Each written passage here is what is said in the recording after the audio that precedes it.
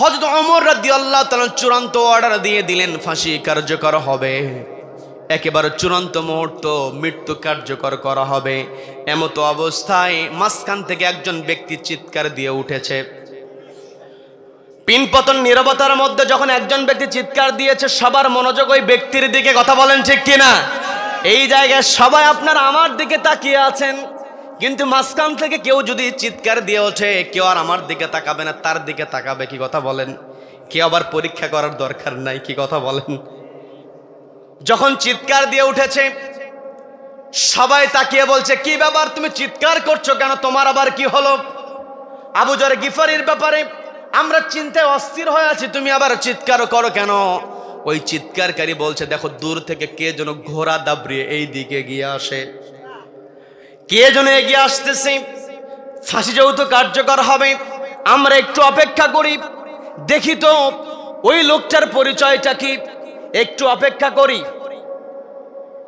একটু দেরি করি। যখন দেরি করার জন্য প্রস্তাব দেওয়া হবে, হযরত ওমর রাদিয়াল্লাহু তাআলাকে বলা হলো, আমরা একটু অপেক্ষা করতে চাই, ওই লোকটা তো ওই যুবক হলেও হতে পারে, যদি না হয় তারপরে নয় ফাঁসি কার্যকর হবে, কিন্তু আপনার কাছ থেকে অনুমতি চাই, এতক্ষণ পর্যন্ত একটু অপেক্ষার অনুমতি দিয়ে দেন। হযরত ওমর রাদিয়াল্লাহু তাআলা বলছেন, এটার অপেক্ষার অনুমতি আমি আর দিতে পারবো না, এই দুই বালক যদি অনুমতি দেয় তবেই অপেক্ষা করা হবে। বলেন আল্লাহু আকবার। হযরত ওমর চাইলে সঙ্গে সঙ্গে অর্ডার দিয়ে দিতে পারতেন, হ্যাঁ অপেক্ষা করি, কিন্তু এটা ইসলাম, প্রত্যেকটা মানুষকে তার যেই অধিকার যথাযথ দিয়েছে একমাত্র ইসলাম। কথা বলেন ঠিক কিনা? ইসলামের মতো এইরকম অধিকার আর কেউ দিতে পারে নাই। নারীদের ব্যাপারে আমার দেশে কত কথিত নারীবাদী আছে, তারা নারীদেরকে বলে ইসলাম নাকি নারীদেরকে ব্যাকডেটেড করেছে। বলেন নাউযুবিল্লাহ। বলতে চাই ইসলাম নারীদেরকে অধিকার দেয় নাই। আউযু বিল্লাহি মিনাশ শাইতানির রাজীম। বিসমিল্লাহির রাহমানির রাহিম।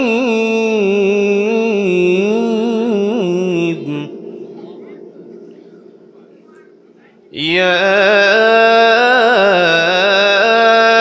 أيها الذين آمنوا اتقوا الله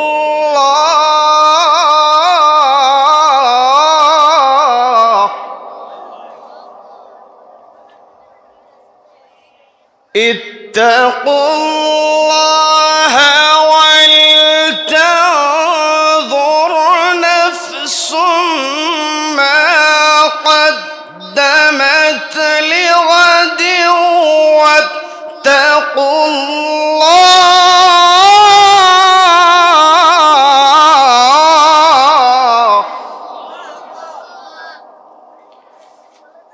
إن الله خبير بما تعملون الله أكبر بسم الله الرحمن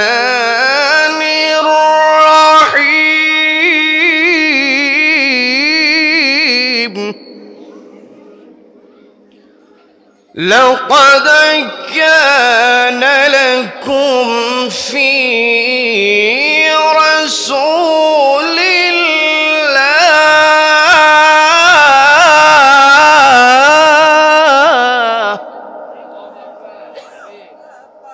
في رسول الله أسوة حسنة لمن كان يرجو الله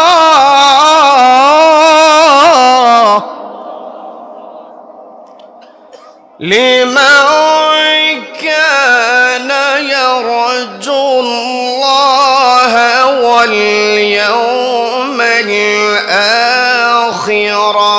وذكر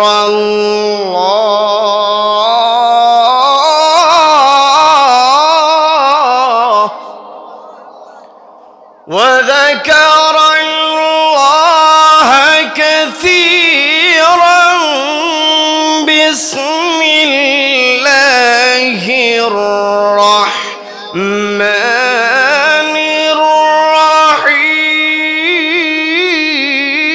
الرحيم إن الله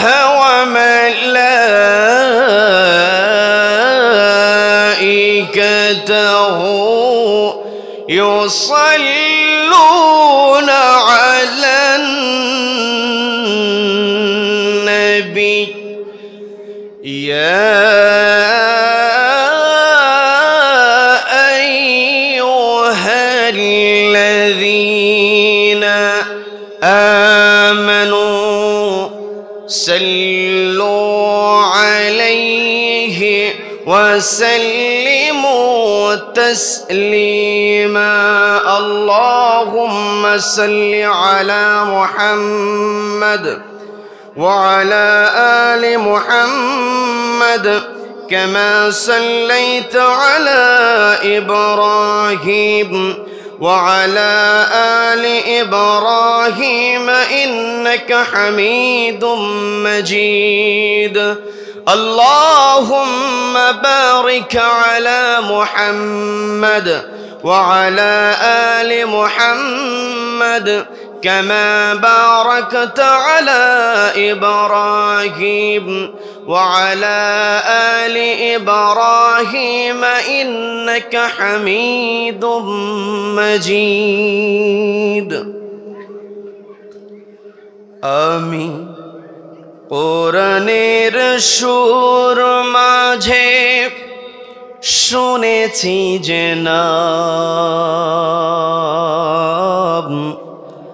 আজানের সুর মাঝেও শুনেছি ও নাম আমি কোরআনের সুর মাঝে শুনেছি যে নাম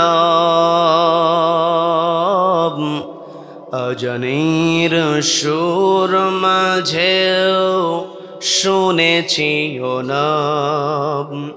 ও নাম শুনেছি আমি আমার হৃদয় হে রাসূল নবীজি তোমায় হে রাসূল ভুলিনি তোমায় আমরা কি রসুলকে ভুলেছি রসুলকে ভোলা যাবে ঢাকা জেলার নবাবগঞ্জ উপজেলার মধ্য সোনাবাজু ফ্রেন্ডস ক্লাব কর্তৃক আয়োজিত 2 দিন ব্যাপী ঐতিহাসিক 10ম বার্ষিকী ওয়াজ মাহফিলের আজকের এই রহমতপূর্ণ বরকতপূর্ণ দ্বীনি মজলিসের সম্মানিত সুযোগ্য অনারেবল প্রেসিডেন্ট সভাপতিত্ব করছেন জনাব আলহাজ আব্দুল হালিম মিয়া সাহেব আজকের মাহফিলের সম্মানিত প্রধান বক্তা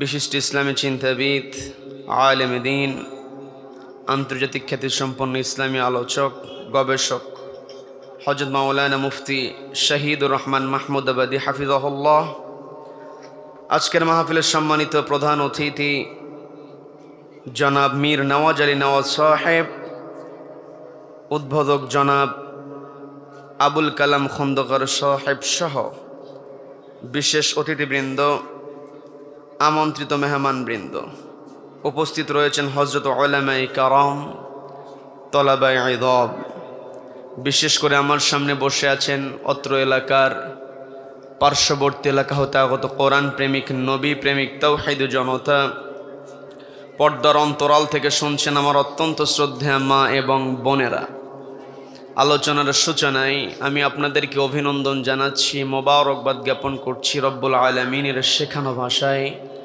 বলছে আসসালামু আলাইকুম ওয়া রাহমাতুল্লাহি ওয়া বারাকাতুহু।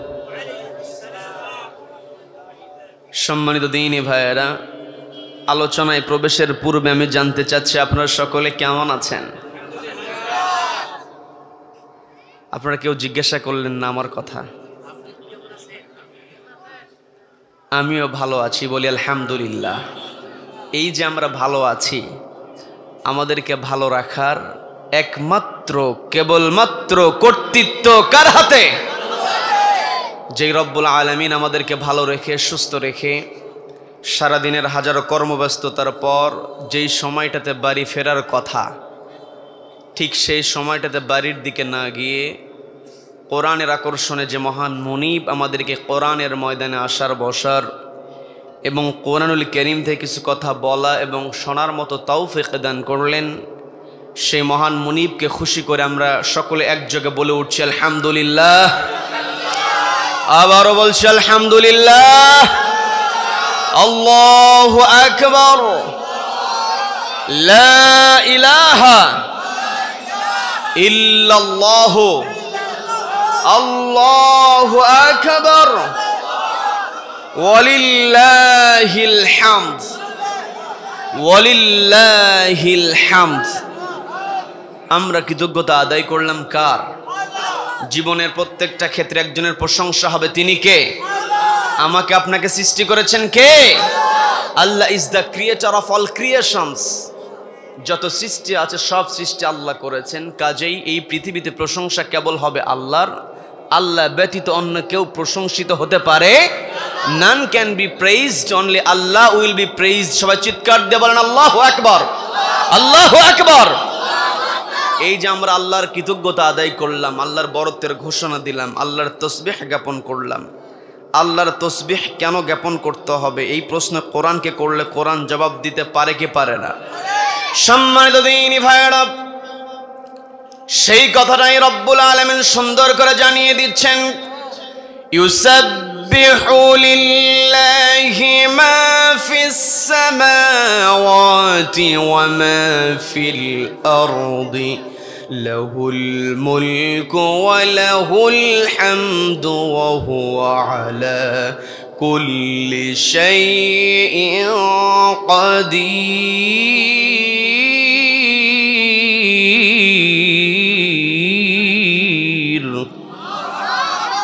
আল্লাহ রাব্বুল আলামিন স্পষ্ট জানিয়ে দিলেন, ইউসাব্বিহু লিল্লাহি মা ফিস সামাওয়াতি ওয়া মা ফিল আরদ।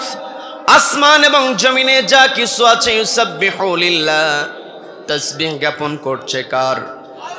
লাহুল মুলকু ওয়া লাহুল হামদ। তারই রাজত্ব, তারই প্রশংসা। ওয়া হুয়া আলা কুল্লি শাইইন কাদির। যত শক্তি আছে, যত ক্ষমতা আছে, সকল শক্তি এবং ক্ষমতার উপরে একজন সমাসীন আছেন, তিনি কে? আল্লাহ রাব্বুল আলামিন তার পরিচয় এখানে দিয়েছেন, ইন্নাল্লাহ আলা কুল্লি শাইইন কাদির। যত ক্ষমতা, যত শক্তি, সমস্ত ক্ষমতা এবং শক্তির উৎস হলেন একমাত্র রব্বুল আলামিন। আল্লাহ ব্যতীত অন্য কাউকে শক্তির উৎস, ক্ষমতার উৎস মুসলমান বলতে পারে নাকি?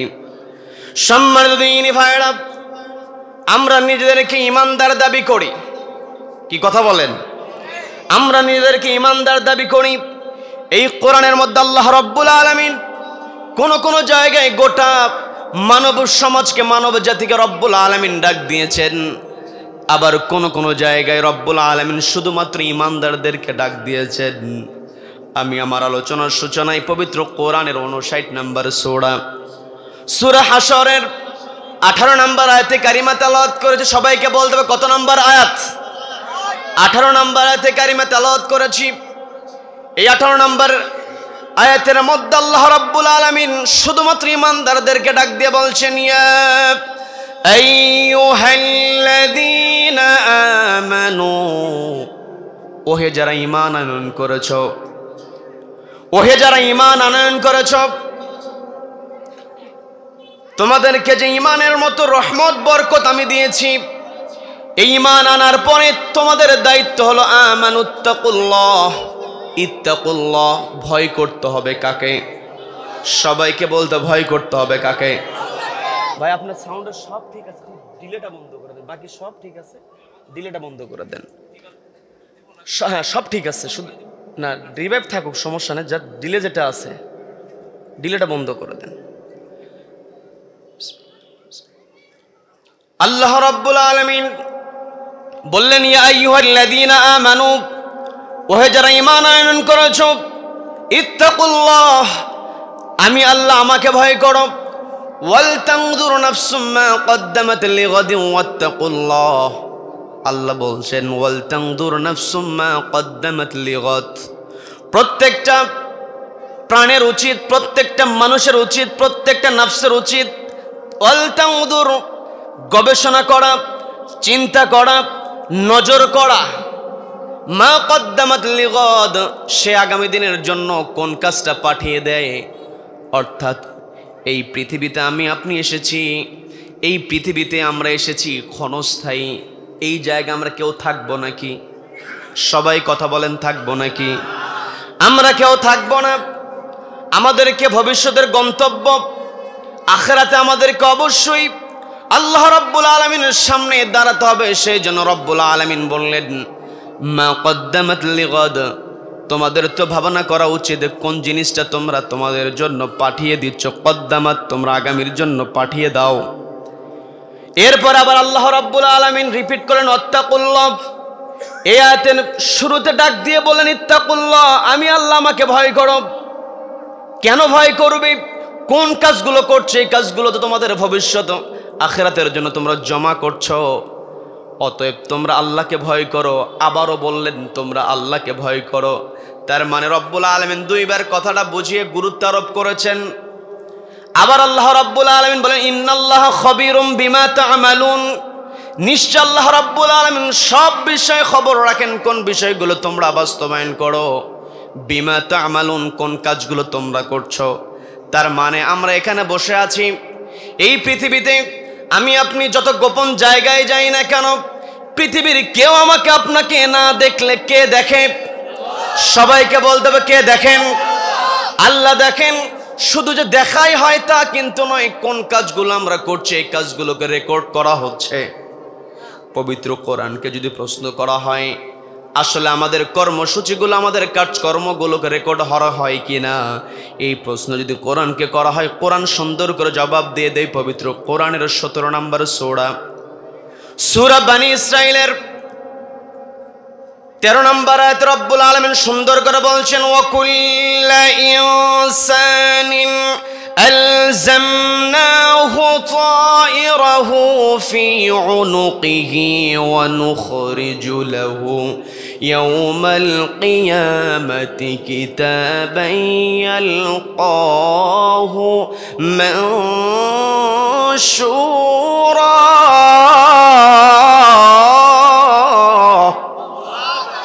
আল্লাহ রাব্বুল আলামিন বলছেন ওয়াকুল্লা ইনসানিন আলজামনাহু তায়রাহু ফি উনুকিহি, ওয়াকুল্লা ইনসানিন, প্রত্যেকটা মানুষের ক্ষেত্রে আলজামনাহু, আমি সেট করে দিয়েছি তায়রাহু, তার আমলনামা, ফি উনুকিহি, তার কাঁধের ওপরে। এই বর্তমান তথ্য প্রযুক্তির যুগে যদি আমরা তায়রাহু এর ব্যাখ্যা করি তাহলে তায়রাহুর ব্যাখ্যায় চলে আসবে মেমোরি কার্ড। মেমোরি কার্ড ব্যবহারে চলে আসবে। কেননা আল্লাহ পরবর্তী যে শব্দ ব্যবহার করেছেন অনুখরিজু লাহু ইয়াউমাল কিয়ামাহ, কাঁধের ওপরে যেই আমলনামা, যেই মাইক্রোচিপটা রব্বুল আলামিন বসিয়ে দিয়েছেন, নুখরিজু, খারিজ করা হবে। এই যে আমার সামনে ক্যামেরা রাখা হয়েছে, এই ক্যামেরাগুলো ভিডিও ধারণ করছে, এই ভিডিও কিন্তু এই মেমোরিতে গিয়ে জমা হয়। যতই ভিডিও হোক, যতক্ষণ না পর্যন্ত মেমোরি ওই ক্যামেরা থেকে বের না করা হবে ততক্ষণ কিন্তু আমরা এটা প্রজেক্টরে দেখাতে পারবো না। কথা বলেন ঠিক কিনা? তার মানে কিয়ামতের কঠিন ময়দানে রব্বুল আলামিন যে হাসরের ময়দানে একত্রিত করবেন, আমি তো আলোচনা শুরু করেছি সূরা হাসর দিয়ে, তার মানে হাসরের ময়দানে আমাদেরকে একত্রিত হতে হবে, এতে কোনো সন্দেহ আছে নাকি? ওই হাসরের ময়দানে আমাদের সমস্ত কর্মসূচিগুলো আল্লাহ তুলে ধরবেন। ওই জন্য আল্লাহ বললেন নুখরিজু লাহু ইয়াউমাল কিয়ামাতি কিতাবান ইয়ালকাহু মানশুরা। আল্লাহ রাব্বুল আলামিন আমাদেরকে সচেতন করে দিয়ে বললেন ওই হাসরের দিনের জন্য, আখিরাতের জিন্দেগির জন্য কোন কাজগুলো তোমরা করছো সব কিছু আমি আল্লাহ রেকর্ড করছি। এই কাজগুলো যদি আমার আপনার পক্ষের হয়ে যায়, অর্থাৎ আমলনামা যদি ডান পাল্লায় ভারী হয়ে যায়, তাহলে আমরাও সৌভাগ্যবান হব।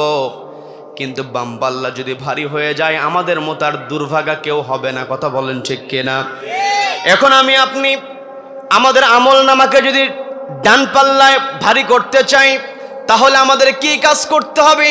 পবিত্র কোরআন সুন্দর করে জানিয়ে দেয়, এই পৃথিবীতে অসংখ্য অগণিত মতবাদ থাকবে, অসংখ্য অগণিত মানুষ থাকবে, অসংখ্য অগণিত আদর্শ থাকবে, কিন্তু তোমরা যারা আল্লাহকে স্মরণ করবে, তোমরা যারা আখিরাতকে বিশ্বাস করবে, আখিরাতে মুখোমুখি হওয়ার চিন্তা করবে, বিশ্বাস করবে, তাদের জন্য আমি রব্বুল আলামিন তোমাদেরকে অর্ডার দিয়ে দেই। খুবই পরিচিত আয়াত, সবাই আমার সঙ্গে পড়েন।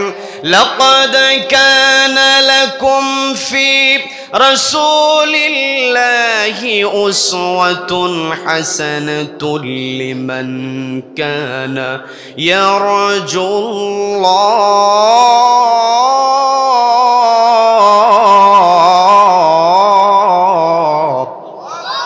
আল্লাহ রাব্বুল আলামিন বলেন, লাকাদ কানা লাকুম ফি রাসূলিল্লাহি উসওয়াতুন হাসানাহ, নিশ্চয় আমি রাসূলের মধ্যে রেখে দিয়েছি তোমাদের জন্য উত্তম আদর্শ।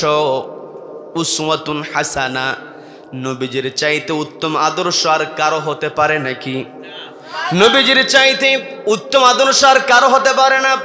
আর এই আদর্শকে রব্বুল আলামিন আমাদের জন্য অব্লিগেটরি করে দিলেন, বাধ্যতামূলক করে দিলেন। নবীজিকে অবশ্যই মানতে হবে। এই জায়গায় আপনারা সহজে বুঝবেন, আলেম ওলামা আছেন যারা সহজে বুঝবেন, আমি আপনাদেরকে বুঝিয়ে দেওয়ার চেষ্টা করছি। আল্লাহ বললেন, লাকাদ কানা লাকুম ফি রাসূলিল্লাহি উসওয়াতুন হাসানা।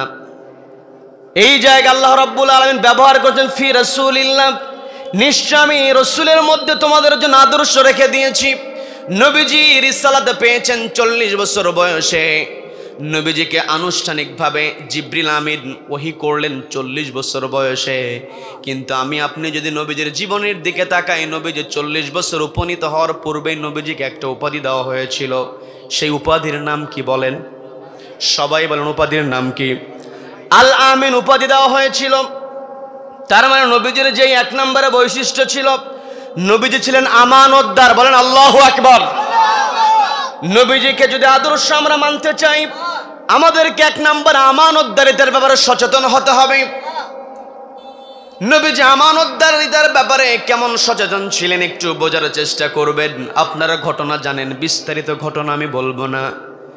নবীজি যখন হিজরতের অর্ডার পেয়ে গেলেন, মক্কা আল্লাহ করে নবীজির বিরুদ্ধে ষড়যন্ত্র করেছে। وَإِذْ يَمْكُرُ بِكَ الَّذِينَ كَفَرُوا لِيُثْبِتُوكَ أَوْ يَقْتُلُوكَ أَوْ يُخْرِجُوكَ وَيَمْكُرُونَ وَيَمْكُرُ اللَّهُ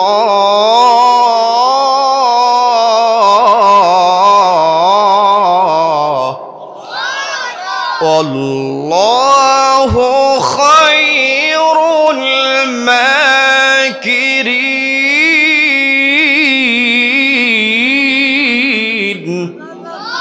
আল্লাহ রাব্বুল আলামিন বলছেন, ওগো নবী, স্মরণ করুন সেই সময়ের কথা। ওয়াইয ইয়ামকুরু বিকাল্লাযীনা কাফারু, যখন কাফেররা আপনার বিরুদ্ধে ষড়যন্ত্র করেছিল। 1 নম্বরে লিউসবিতুকা, তারা আপনাকে বন্দী অবস্থায় রেখে দিয়েছিল। আও ইয়াকতুলুক, আপনাকে তারা হত্যার পরিকল্পনা করেছিল। আও ইউখরিজুক, এবং আপনাকে এমন পরিকল্পনা করেছিল, আপনাকে অর্ডার দিয়েছিলাম হিজরতের জন্য, খরুজ হতে আমি আপনাকে অর্ডার করেছিলাম, আপনাকে মক্কা থেকে মদিনায় যাওয়ার জন্য আমি অর্ডার করেছিলাম। এই আয়াতটা কোরআনের মধ্যে আল্লাহ তুলে ধরার কারণ আছে না নাই? সবাইকে বলতে হবে, তুলে ধরার কারণ আছে না নাই? নবীজি তার আদর্শ বাস্তবায়নের জন্য যেই বিপদের সম্মুখীন হয়েছিলেন, আজ আমি আপনি যদি নবীজির আদর্শ সমাজে বাস্তবায়িত করতে যাই, আমাকে সেই ষড়যন্ত্রের মুখোমুখি হতে হবে। কথা বলেন ঠিক কিনা? কিন্তু ষড়যন্ত্রের মুখোমুখি হওয়ার পরে ভয় পাওয়া যাবে না, আমাদেরকে ভরসা রাখতে হবে কার উপরে?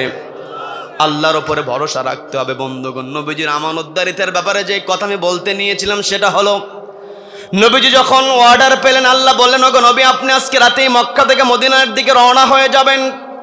নবীজি অর্ডার পাওয়ার সঙ্গে সঙ্গে সবার আগে ডাক দিলেন হযরত আলী রাদিয়াল্লাহু তাআলা আনহুকে। নবীজি যখন হিজরতের ইঙ্গিত পেয়েছিলেন, ইঙ্গিত পাওয়ার পরে সবার আগে পরামর্শ করেছিলেন হযরত আবু বকর সিদ্দিক রাদিয়াল্লাহু তাআলা আনহুর সঙ্গে। আর অর্ডার হওয়ার সঙ্গে সঙ্গে হযরত আলীকে ডাক দিয়ে বলেন, ওগো আলী, আমি তো আর এই মক্কায় থাকতে পারবো না, আমাকে হত্যার ষড়যন্ত্র শুরু করে দিয়েছে, আমাকে আজকে রাতের মধ্যে মক্কা থেকে মদিনার উদ্দেশ্যে রওনা হতে হবে। এই কথা বলার পরে হযরত আলী রাদিয়াল্লাহু তাআলা আনহু পথের নিশানা দিচ্ছিলেন যে আপনি এইভাবে আপনি আগাতে থাকেন।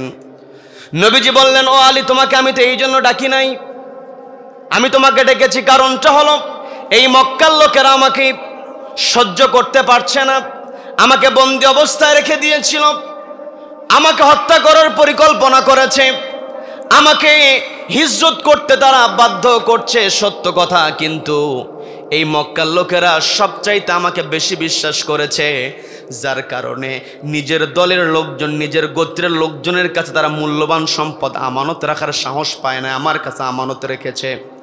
এই আমানতগুলো যদি আমি মক্কার লোকদেরকে বুঝিয়ে না দিয়ে আজকে রাতে চলে যাই, তাহলে তো আমার আমানতদারিতা নষ্ট হয়ে যাবে। বলেন আল্লাহু আকবার। একটু কল্পনা করেন, নামের সামনে তো আমরা মুহাম্মদ লাগিয়ে দিয়েছি, আমাদের সকলের নামের সামনে মুহাম্মদ আছে, কিন্তু মুহাম্মাদের মধ্যে যেই আমানতদারিতা ছিল, কতটুকু আমানতদারিতা আমার আপনার মধ্যে আছে? নবীজি ওই মক্কার লোকদের অত্যাচারে তার জন্মভূমি ছাড়ছেন। আমার আপনার ক্ষেত্রে যদি এমনটা হতো, আমার আপনার গ্রামের লোকজন যদি আপনাকে গ্রাম ছাড়া করার জন্য পরিকল্পনা করত, আর গ্রামের মানুষের মূল্যবান সম্পদ যদি আমার আপনার কাছে থাকতো, আমি আপনি চিন্তা করতাম যে এলাকার মানুষ আমাকে এলাকাতেই থাকতে দেয় না, ওদেরকে আর কি সম্পত্তি দিব? কথা বলেন ঠিক কিনা?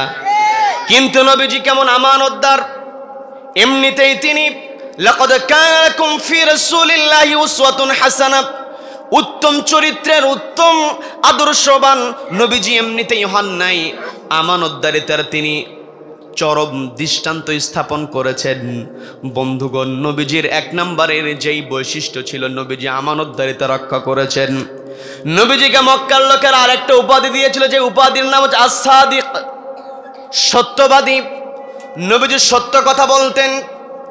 এই সত্য কথা নবীজির বিরুদ্ধে মক্কার লোকেরা বিভিন্ন তহমত দিয়েছে, অপবাদ দিয়েছে, ষড়যন্ত্র করেছে, নবীজিকে পাগল বলেছে, নবীজিকে ধর্মদ্রোহী পর্যন্ত বলা হয়েছে, নবীজিকে রাষ্ট্রদ্রোহী বলা হয়েছে, নবীজিকে ক্ষমতা লোভী বলা হয়েছে। বলেন নাউযুবিল্লাহ। এত কথা তারা বলেছে, কিন্তু নবীজিকে কখনো তারা মিথ্যাবাদী বলতে পারে নাই। নবীজিকে তারা সত্যবাদী উপাধি দিয়েছে। আর এই সত্যটা এমন একটা বিষয়, যারা সত্য কথা বলে, as-sidqu yunji, সত্য মানুষকে মুক্তি দেয়। বলেন আল্লাহু আকবার। সত্য যে মুক্তি দেয় তা কোনো সন্দেহ আছে নাকি? নবীজির সাহাবী হযরত ওমর রাদিয়াল্লাহু তাআলা আনহু, তার খেলাফতের সময় দুইজন বালক, মনোযোগ দিয়ে বোঝার চেষ্টা করবেন, দুইজন বালক একজন যুবককে টেনে হিঁচড়ে হযরত ওমরের দরবারে হাজির করল। হযরত ওমর রাদিয়াল্লাহু তাআলা আনহু ওই দুই বালককে প্রশ্ন করলেন, কি ব্যাপার, এই বালককে তোমরা কেন টেনে হিঁচড়ে আমার সামনে হাজির করছো, এর কারণটা কি?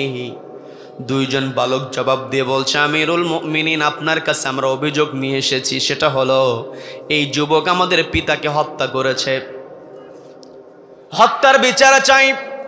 হত্যার বিচার কেমন করে করতে হবে কোরআনের মধ্যে আছে না নাই? আজকে আমার দেশে যদি হত্যার বিধানটা যদি কোরআনের আলোকে হতো, বাস্তবায়িত হতো, তাহলে শিশু মুনতাহাকে মারার কেউ সাহস পেত না। কথা বলেন ঠিক কিনা? এই যে কয়েকদিন আগে ন্যাক্কারজনক ঘটনা ঘটে গিয়েছে, আপনারা অনেকেই জানেন, বগুড়াতে একটা ছেলে তার মাকে পর্যন্ত হত্যা করে ফেলেছে। বলেন নাউযুবিল্লাহ। আমরা এমন দৃশ্য দেখেছি ইউনিভার্সিটিগুলোতে মেধার পরিচয় দিয়ে লক্ষ লক্ষ ছাত্রদেরকে পিছনে ফেলে উচ্চ শিক্ষার জন্য ইউনিভার্সিটিতে ভর্তি হয়ে যায়। একই ব্যাচের ছাত্র, একই সঙ্গে পড়াশোনা করে, কিন্তু এমন হয়ে যায় মারতে মারতে মেরে ফেলে দেয়, এমন ঘটনা আছে না নাই? আজকে বিচার হয় বছরের পর বছর, কিন্তু সবকিছু প্রমাণ আছে, ভিডিও ফুটেজ আছে, সবকিছু দেখার পরও আমরা বিচার কখনো দেখি না। যদি কোরআনের আলোকে হত্যার বদলে হত্যার বিচার ওই প্রকাশ্যে বাইতুল মোকাররমের সামনে অথবা হাইকোর্টের সামনে প্রকাশ্যে যদি হত্যার বদলে হত্যা যদি প্রকাশ্যে কার্যকর করা হতো, যেই ব্যক্তি নিরীহ মানুষকে, নির্দোষ মানুষকে হত্যা করবে, তার ঘাড়ের পর থেকে কল্লা যদি আলাদা করে দেওয়া হতো, পরবর্তীতে আর কেউ হত্যা করার সাহস পেত না। কথা বলেন ঠিক কিনা? সম্মানিত বন্ধুগণ, যে কথায় ছিলাম, হযরত ওমর রাদিয়াল্লাহু তাআলা আনহুর দরবারে যখন যুবকের বিরুদ্ধে অভিযোগ দায়ের করা হলো, আমাদের পিতাকে এই যুবক হত্যা করেছে, আপনার কাছে এসেছি, আপনি হত্যার বিচার দেবেন, আপনার কাছ থেকে হত্যার সর্বোচ্চ বিচার আমরা পাবো। এই কথা বলার পরে হযরত ওমর রাদিয়াল্লাহু তাআলা আনহু ওই যুবককে লক্ষ্য করে বলছেন, ও যুবক, এই দুইজন বালক তোমার বিরুদ্ধে যে অভিযোগ এনেছে। প্রশ্ন করার সঙ্গে সঙ্গে যুবক নির্ভয়ে বলে উঠল, হ্যাঁ আমিরুল মুমিনিন, এদের পিতাকে আমি হত্যা করেছি।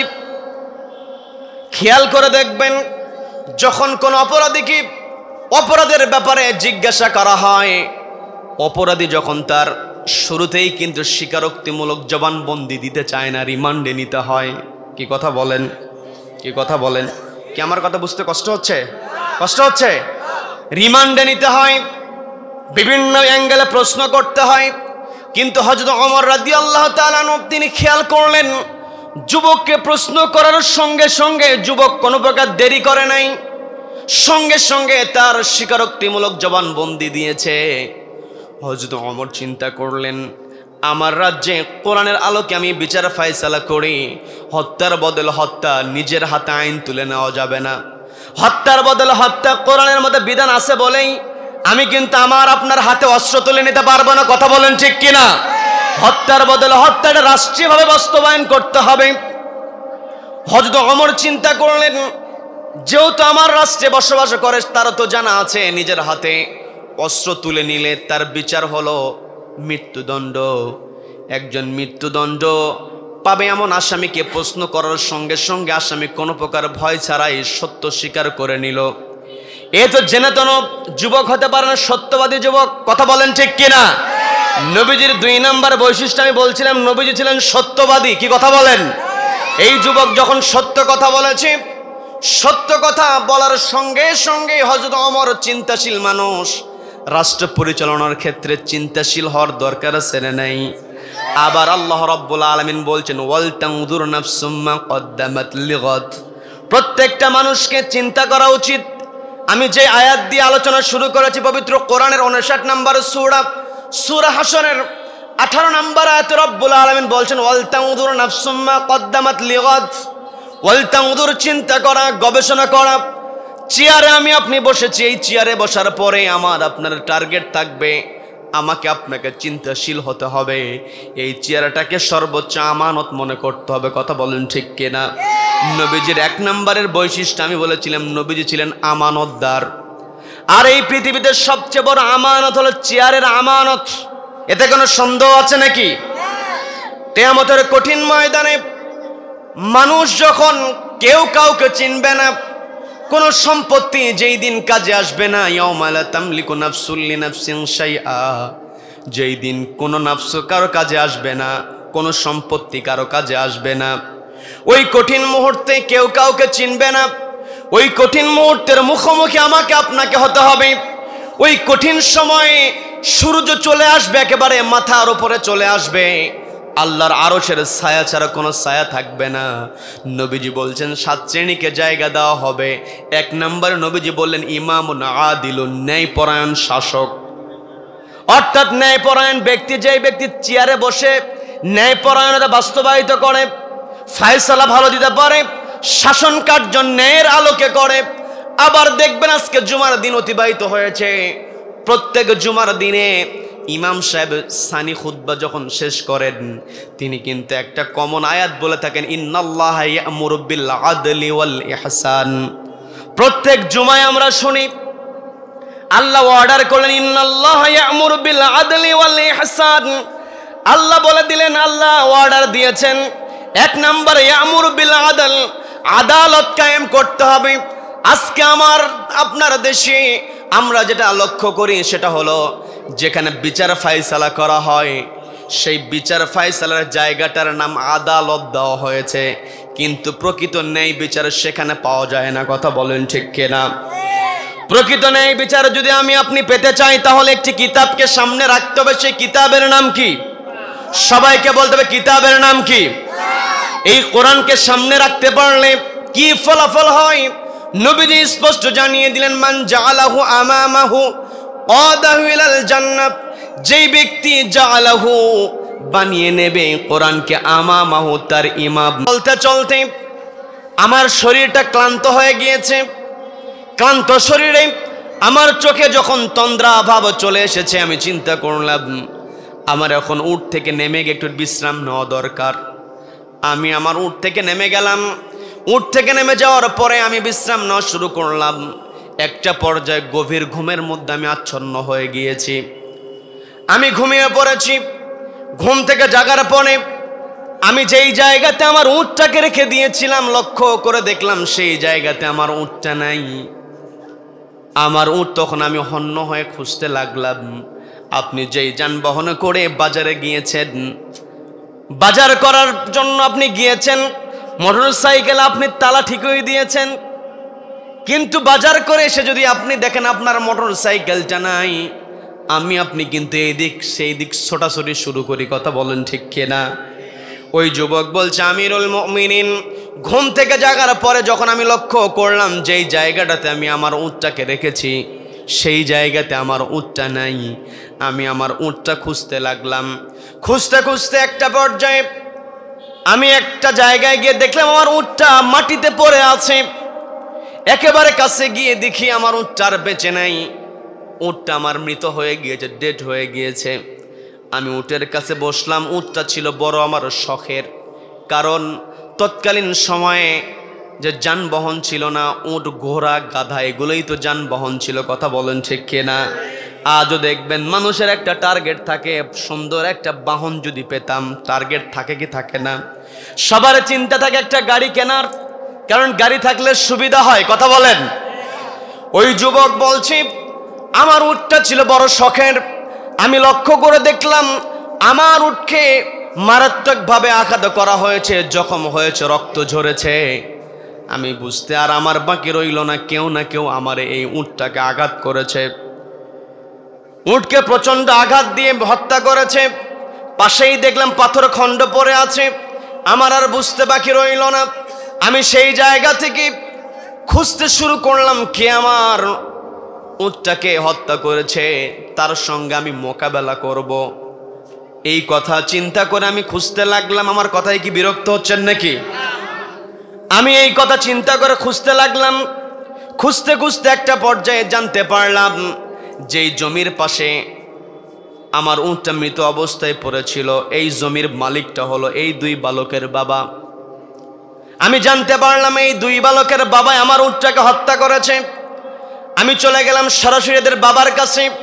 বাবার কাছে গিয়ে প্রশ্ন করলাম, কি ব্যাপার, আপনি আমার উটটাকে কেন হত্যা করেছেন?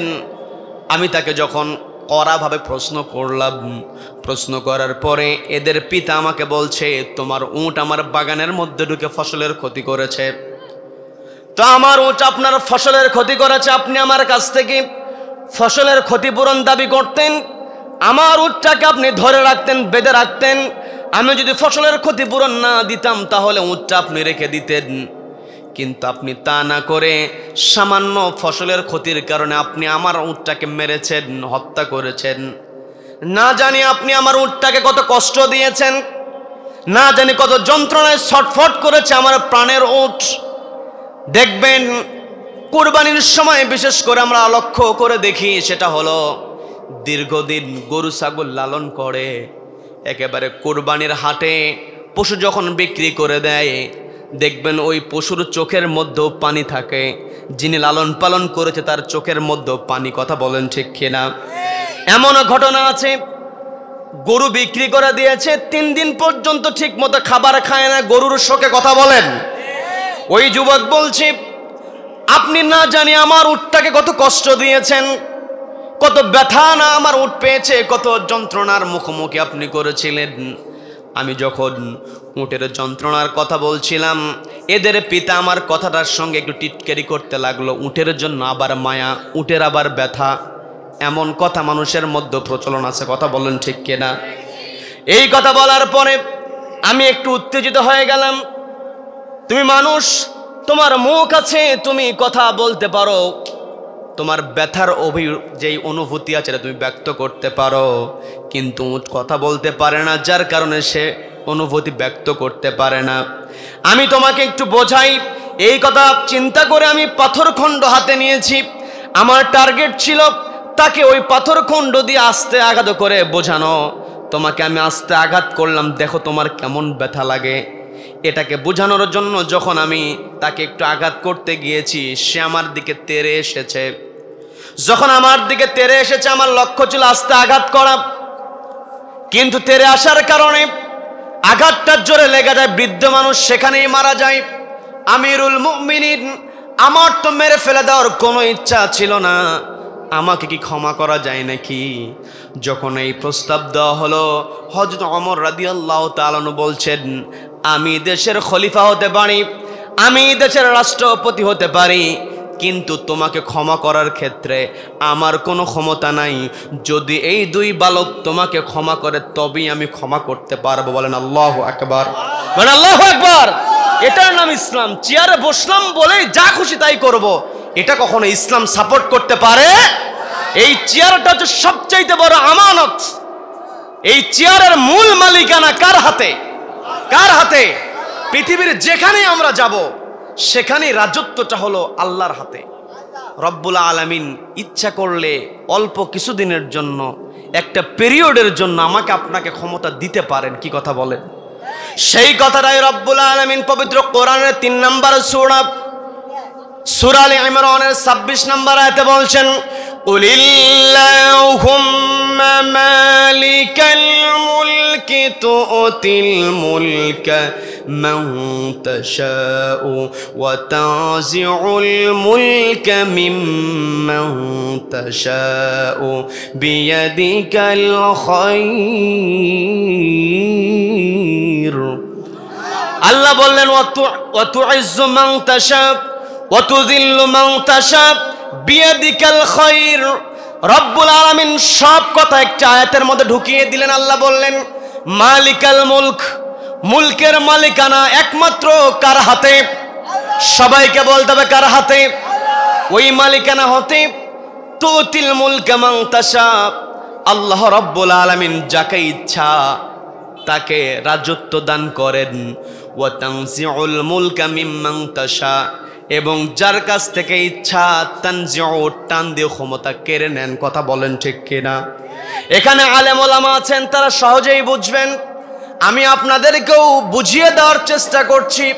তানজিউন শব্দটা যে নাজউন থেকে, নাজউন শব্দের আরেকটা ব্যবহার কোরআনের মধ্যে রব্বুল আলামিন করেছেন, ওয়ান নাজিআতি গারকা। সূরা নাজিআতের শুরুতে আল্লাহ শপথ করে বলছেন, রূহ বের করে নেওয়া। ফেরেশতাদের শপথ করে বলছি, ওয়ান নাজিআতি গারকা, যারা জোর করে টান দিয়ে রূহ বের করে নেয়। তার মানে আমার আপনার দেহ থেকে রূহ বের হয়ে যাক, এটা আমরা কেউ চাই না। এই পৃথিবীতে আমরা সবাই থাকতে চাই। দীর্ঘদিন বিছানায় পড়ে থাকে রোগী মানুষ, একাকী চলতে পারে না, তারও কিন্তু মরণকে ঘৃণা হয়। কথা বলেন ঠিক কিনা? কিন্তু ফেরেশতাদের দায়িত্ব যখন দেওয়া হয়, ফেরেশতারা যতই আকাঙ্ক্ষা থাকুক না কেন, ফেরেশতাদের দায়িত্ব, ফেরেশতারা টান দিয়ে হলেও রুহুটা বের করে নেয়। নেতৃত্ব দেয় মালাকুল মাউত। মালাকুল মাউত তিনি নেতৃত্ব দেন, কিন্তু তার সঙ্গে অন্য ফেরেশতারা সবাই মিলে টান দিয়ে, দেহ থেকে টান দিয়ে আমার আপনার রুহুটা বের করে নেয়। আল্লাহ বলছেন, ওয়ান নাজিআতি গারকা, জোর করে টান দিয়ে যারা রুহু বের করে নেয়। তার মানে ওয়া তানজিউল মুলক, এই জায়গায় তানজিউল মুলকের অর্থ যদি আমরা করি, ওয়া তানজিউল মুলকা মিম্মান তাশা, আল্লাহ যার কাছ থেকে হোক টান দিয়ে জোর করে ক্ষমতা কেড়ে নেয়। কথা বলেন ঠিক কিনা? এই যে ক্ষমতা রব্বুল আলামিন দিয়েছেন, এই ক্ষমতা পাওয়ার পরে যখন ক্ষমতায় বসে যাওয়ার পরে মানুষ বাড়াবাড়ি করে, যখন জুলুম করে, অতীত ইতিহাস থেকে আমরা দেখেছি সীমা যখন অতিক্রম করে রব্বুল আলামিন সীমা অতিক্রম করার সঙ্গে সঙ্গে টান দিয়ে ক্ষমতা থেকে নামায় দেন। আর এই ক্ষমতা থেকে টান দিয়ে নামানোর ক্ষেত্রে আল্লাহ বড় কোনো অস্ত্র ব্যবহার করে না। কথা বলেন ঠিক কিনা? আল্লাহ বড় কোনো অস্ত্র ব্যবহার করেন না। আমি আপনি যে নমরুদের ইতিহাস যদি আলোচনা করি, আমরা দেখতে পাই নমরুদ যখন তার সীমা অতিক্রম করেছিল, ওই নমরুদকে রব্বুল আলামিন নাস্তানাবুদ করেছিলেন সামান্য ল্যাংড়া মশা দিয়া। কথা বলেন ঠিক কিনা? ঠিক তেমনি দীর্ঘদিন আমাদের দেশে যখন অত্যাচার চলেছে, এই অত্যাচারীকে নামানোর জন্য আল্লাহ তেমন কোনো অস্ত্র ব্যবহার করলেন না। আল্লাহ রাব্বুল আলামিন বড় কোনো শক্তি ব্যবহার করলেন না, একেবারে নিরস্ত্র ছাত্র জনতাকে সামনে দিয়ে ক্ষমতা থেকে নামায় দিয়েছেন। কথা বলেন ঠিক কিনা? সম্মানিত দিনী ভাইরা, আমাকে আপনাকে বুঝতে হবে, এই ক্ষমতাকে আমানত মনে করতে হবে। এই ক্ষমতার ব্যাপারে রব্বুল আলামিন প্রশ্ন করবেন। ক্ষমতা আমার আপনাকে আল্লাহ যখন দিয়ে দিবেন, এই চেয়ারের যথাযথ মর্যাদা যদি আমি আপনি দিতে পারি, তাহলে আরশের নিচে যে আল্লাহ জায়গা দেন, এক নম্বরে বলেছেন ইমামুন আদিলুন, অর্থাৎ দায়িত্ব যেমন আছে, দায়িত্ব পালন করতে পারলে সম্মানও তেমন আছে। কথা বলেন ঠিক কিনা? সম্মানিত বন্ধুগণ, যে কথাই ছিলাম, হযরত ওমর রাদিয়াল্লাহু তাআলা বলছেন আমার চেয়ার আছে, কিন্তু চেয়ারে বসে আমি যা তা রায় দিতে পারবো না। তুমি যেহেতু এই দুই বালকের পিতাকে হত্যা করেছ, এই দুই বালক যদি তোমাকে ক্ষমা করে দেয়, কেবল আমি ক্ষমা করতে পারবো। আমার চেয়ার থাকতে পারে, কিন্তু আমার যা কিছু করার ইচ্ছা নাই, অর্থাৎ যা কিছু করব এটার এখতিয়ার আমার নাই। আমি যা খুশি করতে পারবো, কিন্তু আমার এই যা কিছু করার জন্য আল্লাহর সামনে দাঁড়াতে হবে। আল্লাহ তো বলেছেন ওয়াল তানজুর নাফসুম মা কদ্দামাত লিগাদ, যেই কাজগুলো করছি এই কাজগুলোর ব্যাপারে আমাদের ভাবনা করা উচিত। হযরত ওমর বলছেন আমি ক্ষমা করতে পারবো না, এদের কাছ থেকে ক্ষমা চাও, এরা যদি ক্ষমা করে তবেই আমি ক্ষমা করতে পারবো। এই কথা বলার পরে যুবক বলতেছে ভাই আমাকে কি ক্ষমা করা যায়? আমি তো তোমাদের পিতাকে হত্যা করতে চাই না, অনাকাঙ্ক্ষিত ঘটনা। এই কথা বলার পরে ওই দুই বালক বলছে আমার পিতাকে হত্যা করে ইয়েতিম বানিয়েছ, অবশ্যই আমরা এর বিচার চাই, তোমাকে ছাড়বো না। হত্যার বদলে হত্যা, হত্যার বদলে হত্যায় বিধান বাস্তবায়ন হোক তোমার দ্বারা, এটাই আমাদের চাওয়া। কারণ তোমার যদি বিচার না করতে পারি তাহলে পিতার কাছে ঋণী হয়ে থাকবো, দায়িত্ব পালন করতে পারবো না। কি জবাব দিব? তোমার কোন কারণে তোমাকে ক্ষমা করব? কাউকে ক্ষমা করতে হলে কিন্তু সেটার দৃষ্টান্ত থাকতে হয়, তারপরেই ক্ষমা করা যায়। কথা বলেন, তেমন তো দৃষ্টান্ত দেখি নাই। যখন দুই ভাই কড়াভাবে কথা বলে দিল, বলে দেওয়ার পরে ওই যুবক বলতে ঠিক আছে, ক্ষমা যেহেতু করবে না, হযরত ওমর রাদিয়াল্লাহু তাআলাকে বলছে আমিরুল মুমিনিন, আমি জানি আমি হত্যা করেছি, স্বীকারোক্তিমূলক জবানবন্দি আমি দিয়েছি, আমার মৃত্যুদণ্ড হবে, কোরআনের আলোকে আপনি বিচার করবেন এটা আমি জানি। তবে আপনার কাছে আমার একটা অনুরোধ, সেটা হলো আগামী জুমার দিন পর্যন্ত আমাকে একটু প্যারোলে মুক্তি দিতে হবে। প্যারোলে মুক্তির সিস্টেম আমার দেশে আছে না নাই? কিন্তু সিস্টেম আছে, পছন্দের লোক যদি না হয় কিন্তু প্যারোলে মুক্তি দেওয়া হয় না। কথা বলেন, পছন্দের লোক হলে রাষ্ট্রপতির মাধ্যমে দাগী আসামিকেও পর্যন্ত ক্ষমা করে দেওয়া হয়। আজকে চেয়ার আছে, রাষ্ট্রপতি চেয়ারের অপব্যবহার করে অপরাধীকে ক্ষমা করে দিচ্ছে, কিন্তু আলাইসাল্লাহু বিআহকামিল হাকিমিন, যেই দিন আল্লাহ বিচার ফায়সালা করবেন, যেই দিন আল্লাহ সর্বোচ্চ হাকিম হবেন, সেই দিন সবাই ন্যায় বিচার পাবে। কথা বলেন ঠিক কিনা? সম্মানিত দিনী ভাইরা, যে ঘটনার মধ্যে ছিলাম একটু বোঝার চেষ্টা করবেন।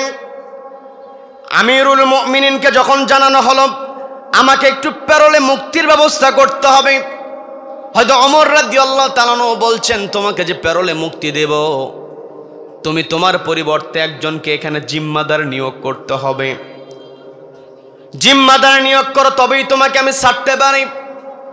ওই যুবক বলছে আমিরুল মুমিনিন, আমি মুসাফির মানুষ, এই জায়গায় আমার কোনো পরিচিত মানুষ নাই, আমি কাকে জিম্মাদার নিয়োগ করব? আমি তো জিম্মাদার নিয়োগ করতে পারবো না। হযরত ওমর বলছেন, জিম্মাদার যদি নিয়োগ করতে না পারো আমি তোমাকে ছাড়তে পারবো না। এই কথা বলার পরে ওই যুবক বলছে, আমিরুল মুমিনিন, আমি আমার নিজের স্বার্থের কারণে আপনার কাছে পেরোলে মুক্তি চাই না।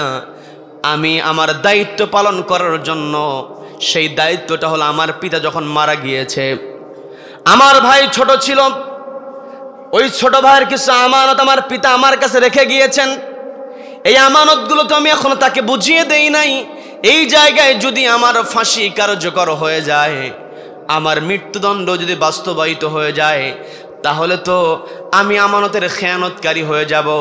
কাজে আমাকে একটু সুযোগ দেন। আমি কিন্তু শুরু করেছিলাম, নবীজিকে আমাদের জন্য আদর্শ বানিয়ে দিয়েছেন কে? সবাইকে বলতে আদর্শ বানিয়ে দিয়েছেন কে?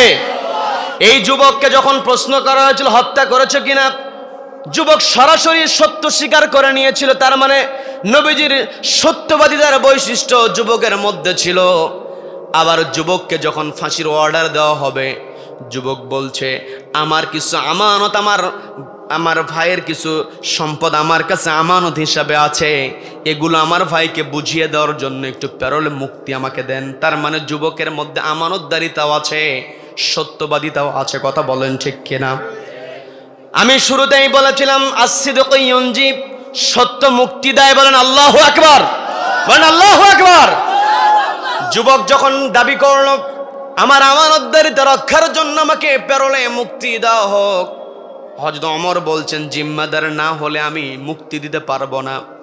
ওই যুবক হতাশ হয়ে যায়। যুবক চিন্তা করে, আমার যদি পেরোলে মুক্তি না দেয়, আমি তাহলে তা আমানত বুঝিয়ে দিতে পারবো না। চিন্তার একটা পর্যায়ে যুবক সিদ্ধান্ত নিয়ে নেয়, এখানে সবাই তো মুসলমান, আমিও তো মুসলমান। একজন মুসলমান আর একজন মুসলমানকে ভ্রাতৃত্বের বন্ধন আবদ্ধ করে রেখেছেন কে? সবাইকে বলতে হবে, কে রেখেছেন? যুবক চিন্তা করছে, আমিও মুসলমান, উপস্থিত সবাই মুসলমান, দেখি তো আমাকে কেউ সহযোগিতা করে কিনা। এই আশা নিয়ে যুবক সবাইকে লক্ষ্য করে বলছো, ও আমার মুসলিম ভাইয়েরা, তোমরা তো সবই দেখেছ, তোমরা কে আছো আগামী জুমার দিন পর্যন্ত আমার জন্য জিম্মাদারি গ্রহণ করবে? আমি তোমাদের মধ্য থেকে একজনকে জিম্মাদার নিয়োগ করে আমি আমার বাড়িতে আমানতদারিতা রক্ষার জন্য, দায়িত্ব পালনের জন্য যেতে চাই। কে আছো আমাকে একটু সহযোগিতা করো। এই প্রস্তাব তিনি সবাইকে লক্ষ্য করে দিলেন। দেওয়ার পরে কেউ কোনো জবাব দেয় না। আবার প্রস্তাব দেওয়া হলো, কোন মুসলিম ভাই আছো আমাকে সহযোগিতা করবে? দ্বিতীয়বার প্রস্তাব দেওয়া হলো, কেউ জবাব দেয় না। তৃতীয়বার যখন প্রস্তাব দিয়েছে, কেউ জবাব দেয় নাই। প্রথম নীরবতা। যুবক আশা ছেড়ে দিয়েছে। যুবকের চেহারাটা মলিন হয়ে গিয়েছে।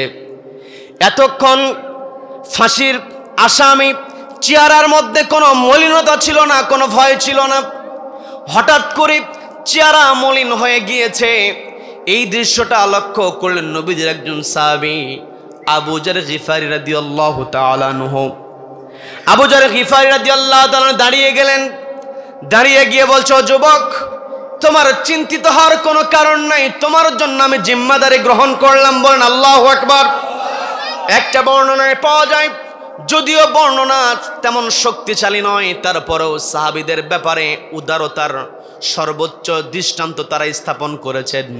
আবু যর গিফারি রাদিয়াল্লাহু তাআলা আনহু বলছেন, ভাই, তোমার জন্য জিম্মাদারি আমি গ্রহণ করলাম, আর তোমার বাহন উটটা তো হত্যা করা হয়েছে, তুমি বাড়িতে কেমন করে যাবে? আমার যেই ঘোড়া আছে, এই ঘোড়াটাকে তোমাকে সঙ্গে দিয়ে দিলাম। বলেন না সুবহানাল্লাহ। আবু যর গিফারি রাদিয়াল্লাহু তাআলা আনহু বাহনও দিয়ে দিলেন, জিম্মাদারিও গ্রহণ করলেন। সময় চূড়ান্ত হলো। এর পূর্বে হযরত ওমর রাদিয়াল্লাহু তাআলা আবু যর গিফারিকে ডাক দিয়ে বলছেন, আবু যর গিফারি, খেয়াল করে ভেবে চিন্তে জিম্মাদারি গ্রহণ করো। সেটা হলো আগামী জুমার নামাজের পরে অথবা জুমার দিন সূর্যাস্তের পূর্বে যদি এই যুবক হাজির না হয়, এই যুবকের পরিবর্তে তোমার কিন্তু ফাঁসির কাস্টে ঝুলতে হবে। আবু যর গিফারি বলছে, সবকিছু ভেবে চিন্তেই আমি জিম্মাদারি গ্রহণ করেছি। বলেন আল্লাহু আকবার। আবু যর গিফারির সঙ্গে কথা হলো। ওই যুবক বিদায় নিয়েও রওনা হয়েছে, বাড়িতে গিয়েছে। অনেক ঘটনা, সেই দিকে যাব না। আপনাদেরকে যেটা বলি সেটা হলো, ওই যুবক বাড়িতে গিয়ে তার আমানত বুঝিয়ে দিয়েছে, পরিবারের সবার কাছ থেকে বিদায় নিয়েছে, বিস্তারিত ঘটনা সেখানে বলে রওনা হয়েছে। যুবক রওনা হয়েছে, এই দিকে দিন অতিবাহিত হয়ে যায়। নির্ধারিত দিন জুমার দিনের সময় হয়ে গিয়েছে, আজান হয়ে গিয়েছে। আজান হয়ে যাওয়ার পরে হযরত ওমর রাদিয়াল্লাহু তাআলা আনহু তিনি রাষ্ট্রের ইমাম, মসজিদের ইমাম, বলেন আল্লাহু আকবার। আজকের সমাজের মধ্যে যারা নামাজে নেতৃত্ব দিতে পারে, তারা যদি সমাজের নেতৃত্ব দিত, তাহলে এই সমাজের মধ্যে কোনো চিন্তাই থাকতো না, টেন্ডারবাজি থাকতো না, চাঁদাবাজি থাকতো না। কথা বলেন ঠিক কিনা? ইসলাম আমাদেরকে শান্তি শিখিয়েছে।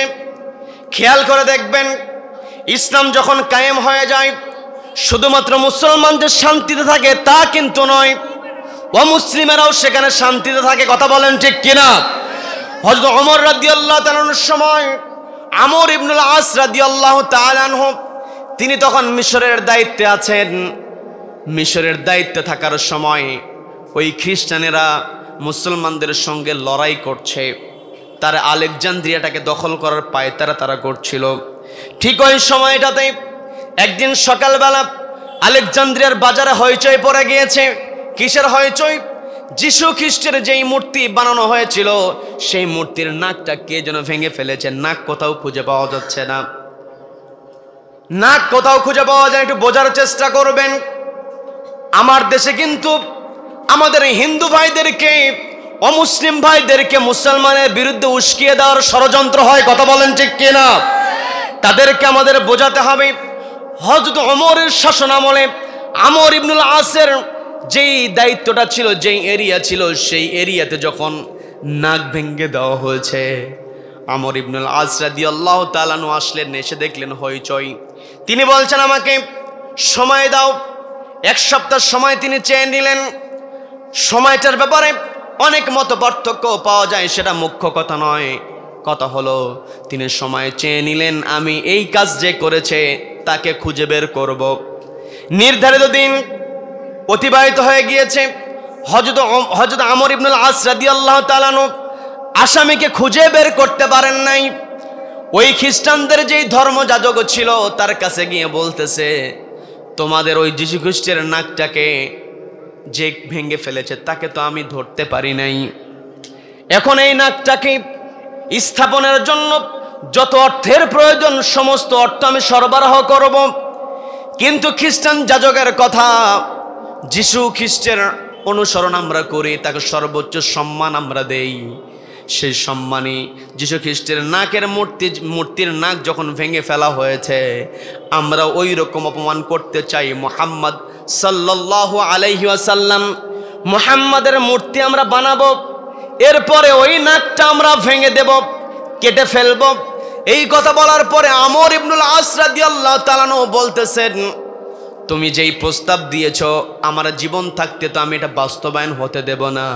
তুমি তো মুহাম্মদ সাল্লাল্লাহু আলাইহি ওয়াসাল্লামের মূর্তি বানিয়ে প্রতিশোধ নিতে চাও, আর আমি এই মিশরের গভর্নর তোমাকে বলছি, এই যে ধারালো অস্ত্র, এই অস্ত্রটা তুমি নিয়ে নাও। এই অস্ত্র নিয়ে জীবন্ত আমর ইবনুল আসের নাকটা তুমি কেটে ফেলো। বলেন আল্লাহু আকবার। তার মানে ইসলাম কখনো মূর্তি পূজাকে সাপোর্ট করে না। যেমন করে মূর্তি পূজাকে সাপোর্ট করে না, তেমন করে কেউ মূর্তি ভাঙুক এটা ইসলাম চায় না। কথা বলেন ঠিক কিনা? কাজে ইসলাম যখন থাকবে, অন্যান্য ধর্মের লোকেরাও শান্তিতে থাকবে। নবীজি আরেকটা কথা বলেছেন, যারা ইসলামী রাষ্ট্রে অমুসলিমদের প্রতি জুলুম করবে, তাদের উপরে যদি 1 দিরহামের জুলুম করা হয়, তাহলে তারা 40,000 বছর জান্নাতের পথ থেকে দূরে চলে যাবে। বলেন আল্লাহু আকবার, বলেন আল্লাহু আকবার। তার মানে কেউ যদি একজন অমুসলিমকে নির্যাতন করে, জুলুম করে, ওর দূরত্ব, ও জান্নাতের ধারে কাছে যেতে পারবে না, 40,000 মাইল পথ দূরে চলে যাবে। বলেন আল্লাহু আকবার। তার মানে ইসলাম বুঝিয়ে দিয়েছে, ইসলামী রাষ্ট্র যেখানে থাকে সেখানে সর্বোচ্চ ন্যায় থাকে, সেখানে সর্বোচ্চ ইহসান থাকে। শুধুমাত্র জুমার দিনে ইমাম সাহেব বললেন ইন্নাল্লাহ ইয়া'মুরু বিল আদলি ওয়াল ইহসান, এই কথা এক কান দিয়ে শুনলাম আরেক কান দিয়ে বের করে দিলাম, এটার ফলাফল কখনো আসবে না। আল্লাহ যে অর্ডার দিয়েছেন, আমি তোমাদেরকে অর্ডার দিচ্ছি, তোমরা আদালত কায়েম করবে, ইহসান কায়েম করবে। এই আদালত ইহসান কায়েম করতে হলে একটি কিতাবকে সামনে রাখতে হবে। সেই কিতাবের নাম কি? সবাইকে বলতে হবে কিতাবের নাম কি? সম্মানিত বন্ধুগণ, যারা এই রাষ্ট্রের চেয়ারে বসবে, যারা এই দায়িত্বের চেয়ারে বসবে, এই দায়িত্বের ব্যাপারে সচেতন হতে হবে। কারণ আল্লাহ বলছেন তুমি যেই কাজগুলো করছো এই কাজের ব্যাপারে ওয়ালতানজুর, তোমার চিন্তা করা উচিত, তোমার নজর করা উচিত, তোমার গবেষণা করা উচিত। কারণ যেই কাজ তুমি করছো এই কাজগুলো তোমার আগামী দিনের জন্য জমা হয়ে থাকছে, অর্থাৎ আখেরাতের জন্য জমা হয়ে থাকছে। আমি আপনি যদি চিন্তা চেতনার মধ্যে আখেরাতকে লালন করতে পারি, আখেরাতের চিন্তাকে আমার আপনার মনের মধ্যে জায়গা দিতে পারি, দুনিয়ার কোনো লোভ, শয়তানের কোনো ওয়াসওয়াসা আমাকে আপনাকে পথভ্রষ্ট করতে পারবে না। কথা বলেন ঠিক কিনা? সম্মানিত বন্ধুগণ, এই জন্য আমাকে আপনাকে আখেরাতকে প্রাধান্য দিতে হবে। আখেরাতকে যারা প্রাধান্য দেয় দুনিয়াতেও তারা সম্মানিত, আখেরাতেও তারা মর্যাদাবান, এতে কোনো সন্দেহ আছে নাকি? সম্মানিত বন্ধুগণ, যে কথাই ছিলাম, ওই যুবক নির্ধারিত দিন জুমার নামাজের আজান হয়ে গিয়েছে। হযরত ওমর রাদিয়াল্লাহু তাআলা আনহু তিনি খুতবা দিবেন, মিম্বরে দাঁড়িয়ে যাবেন, তার পূর্বে আবু যর গিফারিকে ডাক দিয়ে বলছেন, ও আবু যর গিফারি, জুমার নামাজের পরে তো রায় কার্যকর করার কথা আছে। ওই যুবকের তো কোনো খোঁজ নাই। ওই যে দুই ভাই, তারা তো বাদী, দুই ভাই হাজির হয়েছে, তারা তো বিচার কার্যকর জুমার নামাজের পরে দেখবে। কারণ জুমার দিনে সবাই জমায়েত হয়, একত্রিত হয়। এখানে মুরব্বীরা বসে আছেন, তারা যখন ছোটবেলায় ছিলেন তারা দেখেছেন পুরো এলাকা মিলে জুমার নামাজের মসজিদের সংখ্যা কম ছিল, ওয়াক্তিয়া মসজিদ ছিল। দেখে রাষ্ট্রের অন্যান্য জনগণ সচেতন হয়ে যায়। কি কথা বলেন? একটা চোরের হাত যদি কেটে দেওয়া হতো, একটা অফিসার ঘুষের লেনদেন করার কারণে কলমের খোঁচা দিয়ে লক্ষ লক্ষ টাকা পকেটে ঢোকানোর কারণে যদি একটা অফিসারের হাত কেটে দেওয়া হতো আর প্রকাশ্যে এটাকে যদি দেখানো হতো, তাহলে বাকি অফিসারগুলোও ভালো হয়ে যেত। কথা বলেন ঠিক কিনা? কিন্তু এই কথাগুলো বললে হুজুররা খারাপ হয়ে যায়। কথা বলেন ঠিক কিনা? হুজুরেরা কখনো, আলেম ওলামারা কখনো, কোরআনওয়ালারা কখনো নিজেদের স্বার্থে কথা বলে না। তারা একজনকে সন্তুষ্ট করার জন্য কথা বলে। তিনি কে? সবাইকে বলতে হবে তিনি কে? আল্লাহকে আমাকে আপনাকে সন্তুষ্ট করতে হবে, আল্লাহর সামনে আমাকে আপনাকে দাঁড়াতে হবে। দুনিয়ার ফাঁক ফোকর দিয়ে আমি আপনি পার পেয়ে যেতে পারি, কিন্তু আখিরাতের চূড়ান্ত জায়গা, যেই জায়গাতে ফাঁকি দেওয়ার কোনো সুযোগ নাই। যদি ফাঁকি দিতে নেই, মিথ্যা বলা শুরু করে দেই, রব্বুল আলামিন স্পষ্ট জানিয়ে দিলেন, আল ইয়াওমা নাখতিমু আলা আফওয়াহিহিম ওয়া তুকাল্লিমুনা আইদিহিম ওয়া তাশহাদু আরজুলুহুম বিমা কানু ইয়াকসিবুন।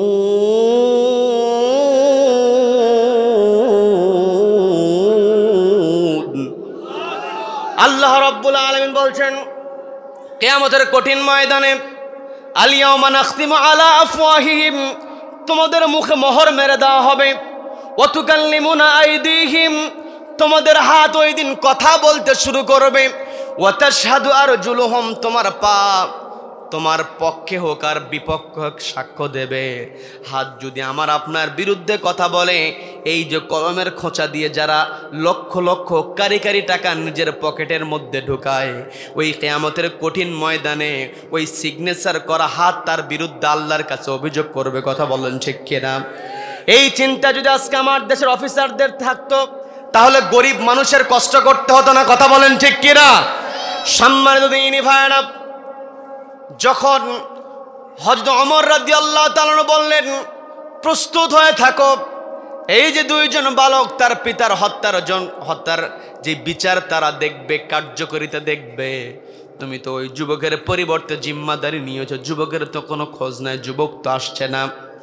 এর মধ্যে যদি যুবক হাজির হয়ে যায় হয়ে গেল, আর যদি যুবক হাজির না হয় তুমি তোমার মৃত্যুর মুখোমুখি হওয়ার জন্য প্রস্তুত হয়ে নাও।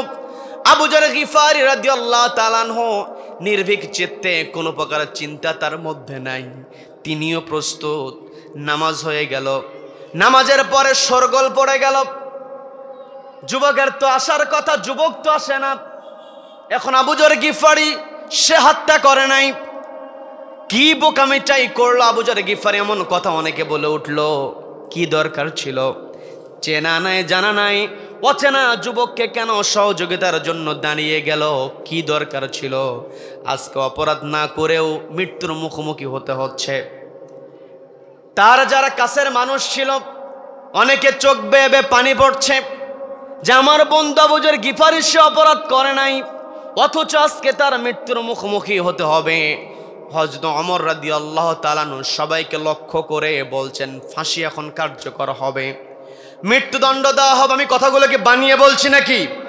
এগুলো মুসলমানদের ইতিহাস। আজকে আমরা আমাদের ইতিহাস ভুলে গিয়েছি। মুসলমানদের যে ন্যায় পরায়ণতা, মুসলমানদের যে আমানতদারিতা, মুসলমানদের যে জবাবদিহিতার ইতিহাস আছে আজকে মুসলমানেরা ভুলে গিয়েছে, যার কারণে গোটা দুনিয়াতে মুসলমানরা আজকে নির্যাতিত। কথা বলেন ঠিক কিনা? মুসলমানদের পূর্বের ইতিহাসটাকে পুনরুদ্ধার করতে হবে। কি কথা বলেন? কি কথা বলেন? এই পুনরুদ্ধার করতে গেলে সাহাবীদের জীবনী থেকে, ওলিয়া উলিয়া কেরামদের জীবনী থেকে আমাকে আপনাকে শিক্ষা গ্রহণ করতে হবে। হযরত ওমর রাদিয়াল্লাহু তাআলা অর্ডার দিয়ে দিলেন, ফাঁসি কার্যকর হবে। একেবারে চূড়ান্ত মুহূর্ত, পিন পতন, নীরবতা, কেউ কোনো কথা বলছে না। হযরত ওমর যখন বিচার কার্য পরিচালনা করেন, হযরত ওমর যখন আল্লাহর বিধান মানেন, প্রত্যেক জুমার দিন খতিব সাহেব সানি খুতবার মধ্যে বলে, ওয়াশাদ্দুহুম ফি আমরিল্লাহি ওমর। ওমর রাদিয়াল্লাহু তাআলা হলেন আল্লাহর বিধান কার্যকরের ক্ষেত্রে সবচাইতে কঠোর। বলেন আল্লাহু আকবার। আবু যর গিফারির সঙ্গে হযরত ওমর রাদিয়াল্লাহু তাআলার সম্পর্ক ভালো, বন্ধু মানুষ, একই সঙ্গে মক্কা থেকে মদিনায় হিজরত করেছেন। কত স্মৃতি তার সঙ্গে। তিনি চাইলে তো কৌশল অবলম্বন করে আবু যর গিফারিকে বাঁচিয়ে দিতে পারতেন, কারণ দুইজন বালক এসেছে, ইয়েতিম মানুষ, তার পক্ষে আর কে কথা বলবে? পারতেন কি পারতেন না? কিন্তু তিনি তা করলেন না, কারণ তিনি জানেন চেয়ার হচ্ছে সবচাইতে বড় আমানত। কথা বলেন ঠিক কিনা? তিনি আবু যর গিফারির ব্যাপারে তার মনের মধ্যে কষ্ট হচ্ছে, রক্তক্ষরণ হচ্ছে, কিন্তু চেয়ারে বসে গিয়েছে। পর্দার মা বোনেরা শুনছেন, কানটা খাড়া করে শুনবেন। আপনাদেরকে আজকে সমাজের মধ্যে বড় ভূমিকা পালন করতে হবে। নবীজি যখন কোরআন প্রচার শুরু করলেন, ন্যায়ের দাওয়াত, কোরআনের দাওয়াত যখন নবীজি দেওয়া শুরু করলেন, নবীজির বিরুদ্ধে যখন ষড়যন্ত্র হয়েছিল, নবীজির পাশে দাঁড়িয়ে সবচাইতে বেশি তিনি সহযোগিতা করেছিলেন, সাহস জুগিয়েছিলেন, তিনি হলেন খাদিজাতুল কুবরা রাদিয়াল্লাহু তাআলা আনহা। কথা বলেন, যে কথা বলেন। মা, আপনাকে খাদিজার ভূমিকায় থাকতে হবে। এই সমাজ থেকে অন্ধকার দূর করতে হলে আপনাকে সহযোগী হতে হবে। আপনার পরিবারে এক একজন সন্তানকে সত্যবাদী বানাতে হবে, আপনার সন্তানকে আমানতদার বানাতে হবে। কথা বলেন ঠিক কিনা? আপনার স্বামীর ইনকাম সোর্সটা কি, আপনার স্বামী বেতন কত পায় আর খরচ কত করে, এগুলো তদারকি আপনাকে করতে হবে। কথা বলেন। মা, আপনাকে হিসাব নিতে হবে, আপনাকে দায়িত্ব পালন করতে হবে। একটা কথা প্রায় জায়গাতে আমি বলে থাকি, সেটা হলো যেই পরিবারে মা নামাজি হয়ে যায়, ওই পরিবারে সন্তান অটোমেটিক নামাজি হয়। কথা বলেন ঠিক কিনা? অনেক পরিবারে দেখা যায় 2 বছর 2.5 বছরের বাচ্চা প্রত্যেক দিন খেয়াল করে যে আজান হয়ে গেলে মা ওযু বানিয়ে যায়, নামাজ বিছিয়ে নামাজ আদায় করে। ও তো নামাজের মধ্যে কোনটা রুকু, কোনটা সিজদা, কোনটা বৈঠক, কোনটা কিয়াম সে বোঝে না, কিন্তু প্রত্যেক দিন নামাজের ক্ষেত্রে সেই যে জিনিসটা খেয়াল করে, মা তার কপালটা মাটিতে থেকে মস্তকটা অবনত করে কার সামনে? সবাইকে বলতে হবে কার সামনে? প্রত্যেক দিন মাকে লক্ষ্য করে মা তার কপাল মাটিতে ঠেকায়। প্রত্যেক দিন দেখতে দেখতে ছোট্ট মানুষ, কচি তার হৃদয়, 2 বছর 2.5 বছর বয়স, সে লক্ষ্য করে দেখা যায় মা যায় নামাজ বিছিয়েছে, জায়নামাজে দাঁড়িয়েছে, নামাজের জন্য জায়নামাজে দাঁড়াবে, এই রকম একটা সিচুয়েশনে মাকে সুযোগ না দিয়ে ওই 2 বছরের ছোট্ট বাচ্চা জায়নামাজের উপরে সেজদা দেওয়া শুরু করে। কথা বললেন ঠিক কিনা? এখন মা যদি নামাজি না হয় 2 বছরের বাচ্চাকে সেজদা দিতে পারবে নাকি? এই জন্য পর্দালের মা বোনদেরকে বলছি, মা আপনার সন্তানের জন্য আপনাকে নামাজি হতে হবে, আপনার সন্তানের জন্য আপনাকে কোরআন তেলাওয়াতকারিনী হতে হবে। সন্তানকে আপনি কিন্ডারগার্টেনে ভর্তি করিয়ে দেন, সন্তানকে কোন প্রতিষ্ঠানে ভর্তি করলে সন্তান বড় ডাক্তার হতে পারবে, সন্তান বড় ইঞ্জিনিয়ার হতে পারবে, জজ ব্যারিস্টার হতে পারবে, এটার চিন্তা সবসময় আপনার ভিতরে থাকে। খেয়াল করে দেখবেন বর্তমান সময়ে বাবার চাইতে মায়েরা সন্তানকে নিয়ে বেশি টেনশন করে। কথা বলেন ঠিক কিনা? এই জন্য মা আপনাকে আমি বলছি, আপনার সন্তানকে আপনি অবশ্যই ডাক্তার বানাবেন, আপনার সন্তানকে অবশ্যই আপনি ইঞ্জিনিয়ার বানাবেন, আপনার সন্তানকে আপনি ব্যারিস্টার বানাবেন, আপনার সন্তানকে সচিবালয়ের চেয়ারে বসার জন্য আপনি উপযুক্ত করবেন। কিন্তু এর পূর্বে আপনার সন্তানকে সবার আগে একটি কিতাবের শিক্ষা দিতে হবে। সেই কিতাবের নাম কি? সবাইকে বলতে হবে কিতাবের নাম কি? এই কোরআন যদি আপনি ছোট্টবেলার সন্তানকে শিখিয়ে দিতে পারেন, সন্তানকে যদি আপনি আমানতদারিতার ব্যাপারে সচেতন করতে পারেন, সন্তানকে যদি সত্যবাদিতার মর্যাদা বুঝাতে পারেন, তাহলে সন্তান দুনিয়াতেও সম্মানিত হবে, আখিরাতেও ওই সন্তানের মর্যাদা কে দেবেন? সবাইকে বলতে হবে কে দেবেন? মা আপনারা তো গর্ব করে বলেন আমার সন্তানের রোল 1, আমার ছেলে ফার্স্ট বয়, গর্ব করে বলে আমার মেয়ে ফার্স্ট গার্ল, সর্বোচ্চ মার্ক আমার সন্তান পেয়েছে। মা আপনি এগুলো গর্ব করে বলেন, ঠিক আছে, সবই মেনে নেওয়া যায়, কিন্তু আপনার সন্তানের প্রশংসা করতে হলে সবার আগে যে প্রশংসা করতে হবে সেটা হলো আমার ছেলে ক্লাসে ফার্স্ট হলেও, পড়াশোনায় সব সময় ব্যস্ত থাকলেও, যখন মসজিদের মিনার থেকে আজান ভেসে আছে আমার সন্তান সব কাজ ফেলে দিয়ে সবার আগে নামাজ আদায় করে, এই প্রশংসা করতে হবে। কথা বলেন ঠিক কিনা?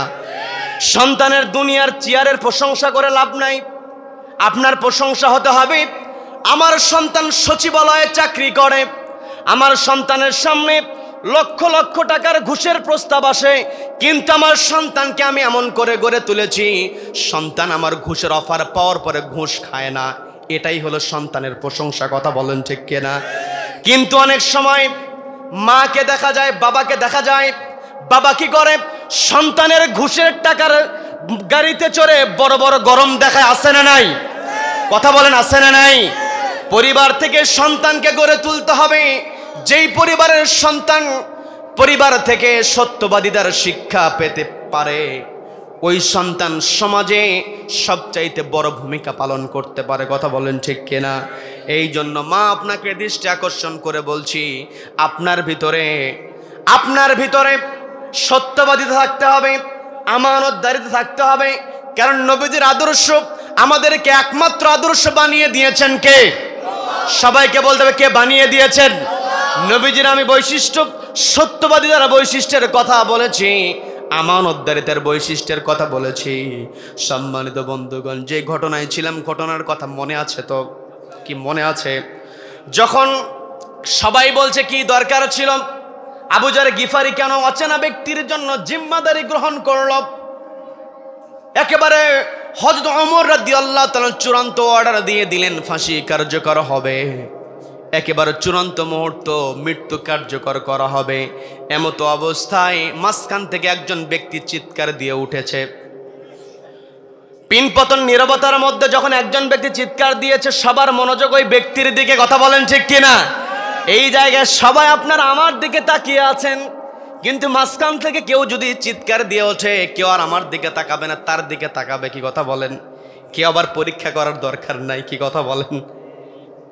যখন চিৎকার দিয়ে উঠেছে সবাই তাকিয়ে বলছে কি ব্যাপার, তুমি চিৎকার করছো কেন, তোমার আবার কি হলো? আবু যর গিফারির ব্যাপারে আমরা চিন্তায় অস্থির হয়ে আছি, তুমি আবার চিৎকার করো কেন?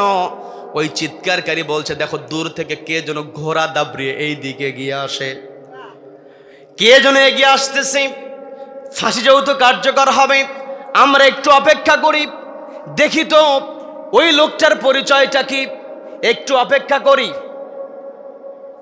একটু দেরি করি। যখন দেরি করার জন্য প্রস্তাব দেওয়া হবে, হযরত ওমর রাদিয়াল্লাহু তাআলা আনহুকে বলা হলো, আমরা একটু অপেক্ষা করতে চাই, ওই লোকটা তো ওই যুবক হলেও হতে পারে, যদি না হয় তারপরে নয় ফাঁসি কার্যকর হবে, কিন্তু আপনার কাছ থেকে অনুমতি চাই, এতক্ষণ পর্যন্ত একটু অপেক্ষার অনুমতি দিয়ে দেন। হযরত ওমর রাদিয়াল্লাহু তাআলা আনহু বলছেন, এটার অপেক্ষার অনুমতি আমি আর দিতে পারবো না, এই দুই বালক যদি অনুমতি দেয় তবেই অপেক্ষা করা হবে। বলেন আল্লাহু আকবার। হযরত ওমর চাইলে সঙ্গে সঙ্গে অর্ডার দিয়ে দিতে পারতেন, হ্যাঁ অপেক্ষা করি, কিন্তু এটা ইসলাম, প্রত্যেকটা মানুষকে তার যেই অধিকার যথাযথ দিয়েছে একমাত্র ইসলাম। কথা বলেন ঠিক কিনা? ইসলামের মতো এইরকম অধিকার আর কেউ দিতে পারে নাই। নারীদের ব্যাপারে আমার দেশে কত কথিত নারীবাদী আছে, তারা নারীদেরকে বলে ইসলাম নাকি নারীদেরকে ব্যাকডেটেড করেছে। বলেন নাউযুবিল্লাহ। বলতে চাই ইসলাম নারীদেরকে অধিকার দেয় নাই। কিসের অধিকার নারীদেরকে তোমরা দিতে চাও? ওরা অধিকার দিতে চায় দামি গাড়ি বিক্রি করবে, ওই দামি গাড়ির সঙ্গে নারীকে উলঙ্গ অবস্থায় রাখে। বলেন নাউযুবিল্লাহ। কি কথা বলেন? কত প্রতিযোগিতা হয়, নারীদেরকে উলঙ্গ করা হয়। বলেন নাউযুবিল্লাহ। নারীদেরকে বিমানবালা বানানো হয়, কষ্ট নিয়ে বলতে হয়। নারীদেরকে যখন বিমানবালায় নিয়োগ দেওয়া হয় তাদেরকে বলে দেওয়া হয় এই নির্দিষ্ট বছর পর্যন্ত তুমি তোমার সন্তান নিতে পারবা না, কারণ সন্তান নিলে চেহারার মধ্যে একটা লাবণ্যতা কমে যায়, লাবণ্যতা ধরে রাখে, তার মানে তারা চেহারা বিক্রি করতে চায়। কথা বলেন ঠিক কিনা? কিন্তু ইসলাম নারীদেরকে কেমন সম্মান দিয়েছে, যেই সময়টাতে একজন বাবা তার কন্যা সন্তান হয়েছে, কন্যা সন্তানের পিতা এই পরিচয় সমাজে দিবে, এই রকম কেউ সাহস করতো না, নিজেদেরকে লজ্জিত মনে করত। ওই সময়টাতে নবীজি এসে বললেন, তোমরা নারীর অর্থাৎ কন্যার পিতার পরিচয় দিতে তোমরা লজ্জাবোধ করো না, কারণ আমি নিজেই হলাম কন্যার পিতা। বলেন আল্লাহু আকবার। ইসলামী মর্যাদা দিয়েছে। কেমন মর্যাদা? একটা কন্যা সন্তান যখন ঘরে জন্মগ্রহণ করে, ওই ঘরে একজন কন্যা সন্তান রহমত হিসেবে আগমন করে। বলেন না সুবহানাল্লাহ। আবার ওই কন্যাকে বড় করার পরে যখন বিবাহ দিয়ে দেওয়া হয়, যখন স্ত্রী হিসাবে স্বামীর ঘরে প্রবেশ করে, স্ত্রী তার স্বামীর জন্য হয়ে যায় আমানত। বলেন না সুবহানাল্লাহ। আবার স্বামী স্ত্রী দাম্পত্যময় জীবনযাপনের এক পর্যায়ে যখন সন্তান ভূমিষ্ঠ হয়ে যায়, সন্তান ভূমিষ্ঠ হওয়ার সঙ্গে সঙ্গে ওই কন্যা রহমত ছিল, স্বামীর জন্য আমানত ছিল। যখনই ওই স্ত্রীর সন্তান জন্ম দিয়ে দেয়, মা যখন তার পরিচয় হয়ে যায়, মা তার সন্তানের জন্য আল্লাহর জান্নাত হয়ে যায়। বলেন না সুবহানাল্লাহ। নারীর কত মর্যাদা ইসলাম দিয়েছে। মা নারী, আপনি নারী হয়েছেন, মর্যাদাবান হয়েছেন, আপনাকে শ্রেষ্ঠত্ব দিয়েছে ইসলাম, এই ইসলাম আপনাকে মানতে হবে। কথা বলেন ঠিক কিনা? সম্মানিত দিনী ভাইরা, যে কথাই ছিলাম, আবু জাহল গিফারী রাদিয়াল্লাহু তাআলা আনহুর ফাঁসি কার্যকর হবে, তাকে ঝুলিয়ে দেওয়া হবে, তার ঘাড়ের উপর থেকে মাথাটাকে আলাদা করে দেওয়া হবে। অনুমতি চাওয়া হলো ওই ব্যক্তিকে এখানে আসা পর্যন্ত একটু অপেক্ষা করি। হযরত ওমর বলছেন, আমি অনুমতি দিতে পারবো না, দুইজন বালক যদি অনুমতি দেয় তবেই হবে। দুইজন বালক বলছে, ঠিক আছে দেখি অপেক্ষা করি। লোকটাকে অপেক্ষার অনুমতি পাওয়ার সঙ্গে সঙ্গে ফাঁসি আর কার্যকর হলো না, মৃত্যুদণ্ড কার্যকারিতা সেখানে থামিয়ে দেওয়া হলো।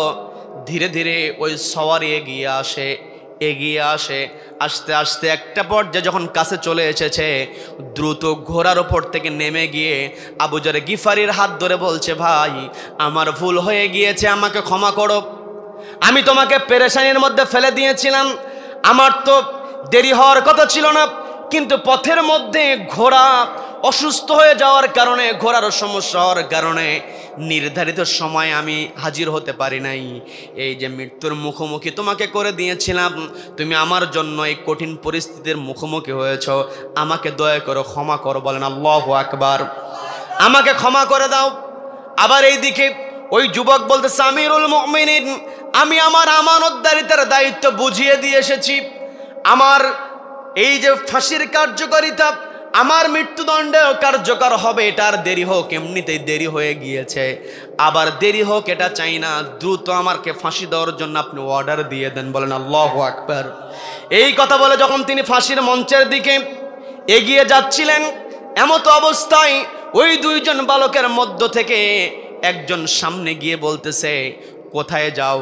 ওই ফাঁসির মঞ্চের কাছে যাওয়ার পূর্বে তোমার সঙ্গে একটু কথা বলতে চাই। বলেন আল্লাহু আকবার, বলেন আল্লাহু আকবার। একটু আগে যারা কঠোর ছিল যে না কোনো মাফ করব না, যারা দাবি করেছে যে আমরা ফাঁসির কার্যকারিতা চাই, তারাই এখন বলছে একটু দেরি করে তোমার সঙ্গে একটু কথা আছে। এই কথা শুনবেন কি শুনবেন? এগুলো শুধু শুনলেই হবে না, আমাকে আপনাকে এই ঘটনা থেকে শিক্ষা নিতে হবে। যুবকটার শুরুতেই যে পরিচয় দিয়েছিল হযরত ওমর রাদিয়াল্লাহু তাআলার কাছে, সত্যবাদীদের পরিচয় দেওয়ার কারণে হযরত ওমর তাকে প্রশ্ন করার সুযোগ দিয়েছিলেন।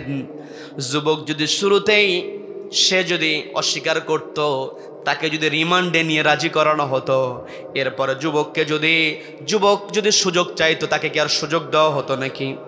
সুযোগ দেওয়া হতো না। তার মানে আমাকে আপনাকে সত্যের পথে থাকতে হবে। সত্যের পথে থাকলে যতই বিপদ আসুক, আমাকে আপনাকে আমানতদারিতা রক্ষা করতে হবে। এই আমানতদারিতা রক্ষার ক্ষেত্রে যতই বিপদ আমার আপনার সামনে আসুক না কেন, ওই বিপদকে বিপদ মনে করা যাবে না। কারণ দুনিয়াতে দায়িত্ব পালন করতে গিয়ে যদি বিপদের মুখোমুখি হতে হয়, দুনিয়াতে বিপদে পড়বেন, কিন্তু আমার আপনার জন্য জান্নাতের পথ সহজ করে দেবেন কে? সবাইকে বলতে হবে, কে সহজ করে দেবেন? এই পৃথিবীতে আমানতদারিতার মর্যাদা আমাকে আপনাকে বুঝতে হবে। হযরত ওমরের দরবারে বিচার কার্য পরিচালনা হচ্ছে। এই হযরত ওমর রাদিয়াল্লাহু তাআলা তিনিও তো ছিলেন তার দায়িত্বের ব্যাপারে সচেতন। হযরত ওমর রাদিয়াল্লাহু তাআলা আনহু কেমন আমানতদারিতা রক্ষা করেছিলেন। তিনি একদিন মাঠের মধ্যে দিয়ে যাচ্ছিলেন, লক্ষ্য করলেন মাঠের মধ্যে কয়েকটা উট তারা ঘাস খাচ্ছে। এই দৃশ্য হযরত ওমর রাদিয়াল্লাহু তাআলা দেখছিলেন আর মাঠ অতিক্রম করছিলেন। একটা পর্যায়ে তার দৃষ্টিটা চলে গেল একটা মোটা তাজা উটের দিকে। তিনি দেখলেন সবগুলো উটের মধ্য থেকে এই উটটা কেন যেন আলাদা। এই উট কোথা থেকে আসলো? এই উট তো এখানকার হতে পারে না। আবার তিনি চিন্তা করলেন, এখানকার কেউ যদি উটের মালিক হয়, উটটা তো মোটা তাজা। যদি উট কিভাবে মোটা তাজা হয়েছে, এই তথ্য যদি আমি সংগ্রহ করে আমার জনগণকে যদি জানিয়ে দিতে পারি, আমার জনগণ কি করবে? উট মোটা তাজা করে তারা উপকৃত হবে। কারণ যারা দায়িত্বশীল, যারা আমানতদারিতাকে দায়িত্ব মনে করে, তাদের একটাই চিন্তা থাকে, জনগণকে নিয়ে চিন্তা করা। কথা বলেন ঠিক কিনা? হযরত ওমর রাদিয়াল্লাহু তাআলা রাতের বেলা ঘুমাবেন, বিছানায় পিঠ ঠেকিয়েছেন। নবীজির ওই হাদিসের কথা মনে পড়ে গিয়েছে, ফাল আমিরু রাইন আলান নাস। আমিরেরা হলেন দায়িত্বশীল, রাইন দায়িত্বশীল আলান নাস, তার জনগণের উপরে। হযরত ওমর রাদিয়াল্লাহু তাআলা বিছানায় পিঠ ঠেকিয়েছেন। যখনই তার মনে পড়েছে রাসূল তো বলেছেন ফাল আমিরু রাইন আলান নাস, আমি তো আমার জনগণের উপরে দায়িত্বশীল। আমি রাতের বেলায় নির্বিঘ্নে ঘুমাবো আর আমার জনগণ কেমন আছে জানবো না। এটা যদি আল্লাহ প্রশ্ন করেন তাহলে কেমন করে জবাব দেব? তিনি আর ঘুমাতে পারতেন না, জনপদের মধ্যে ঘুরতেন। বলেন আল্লাহু আকবার, বলেন আল্লাহু আকবার।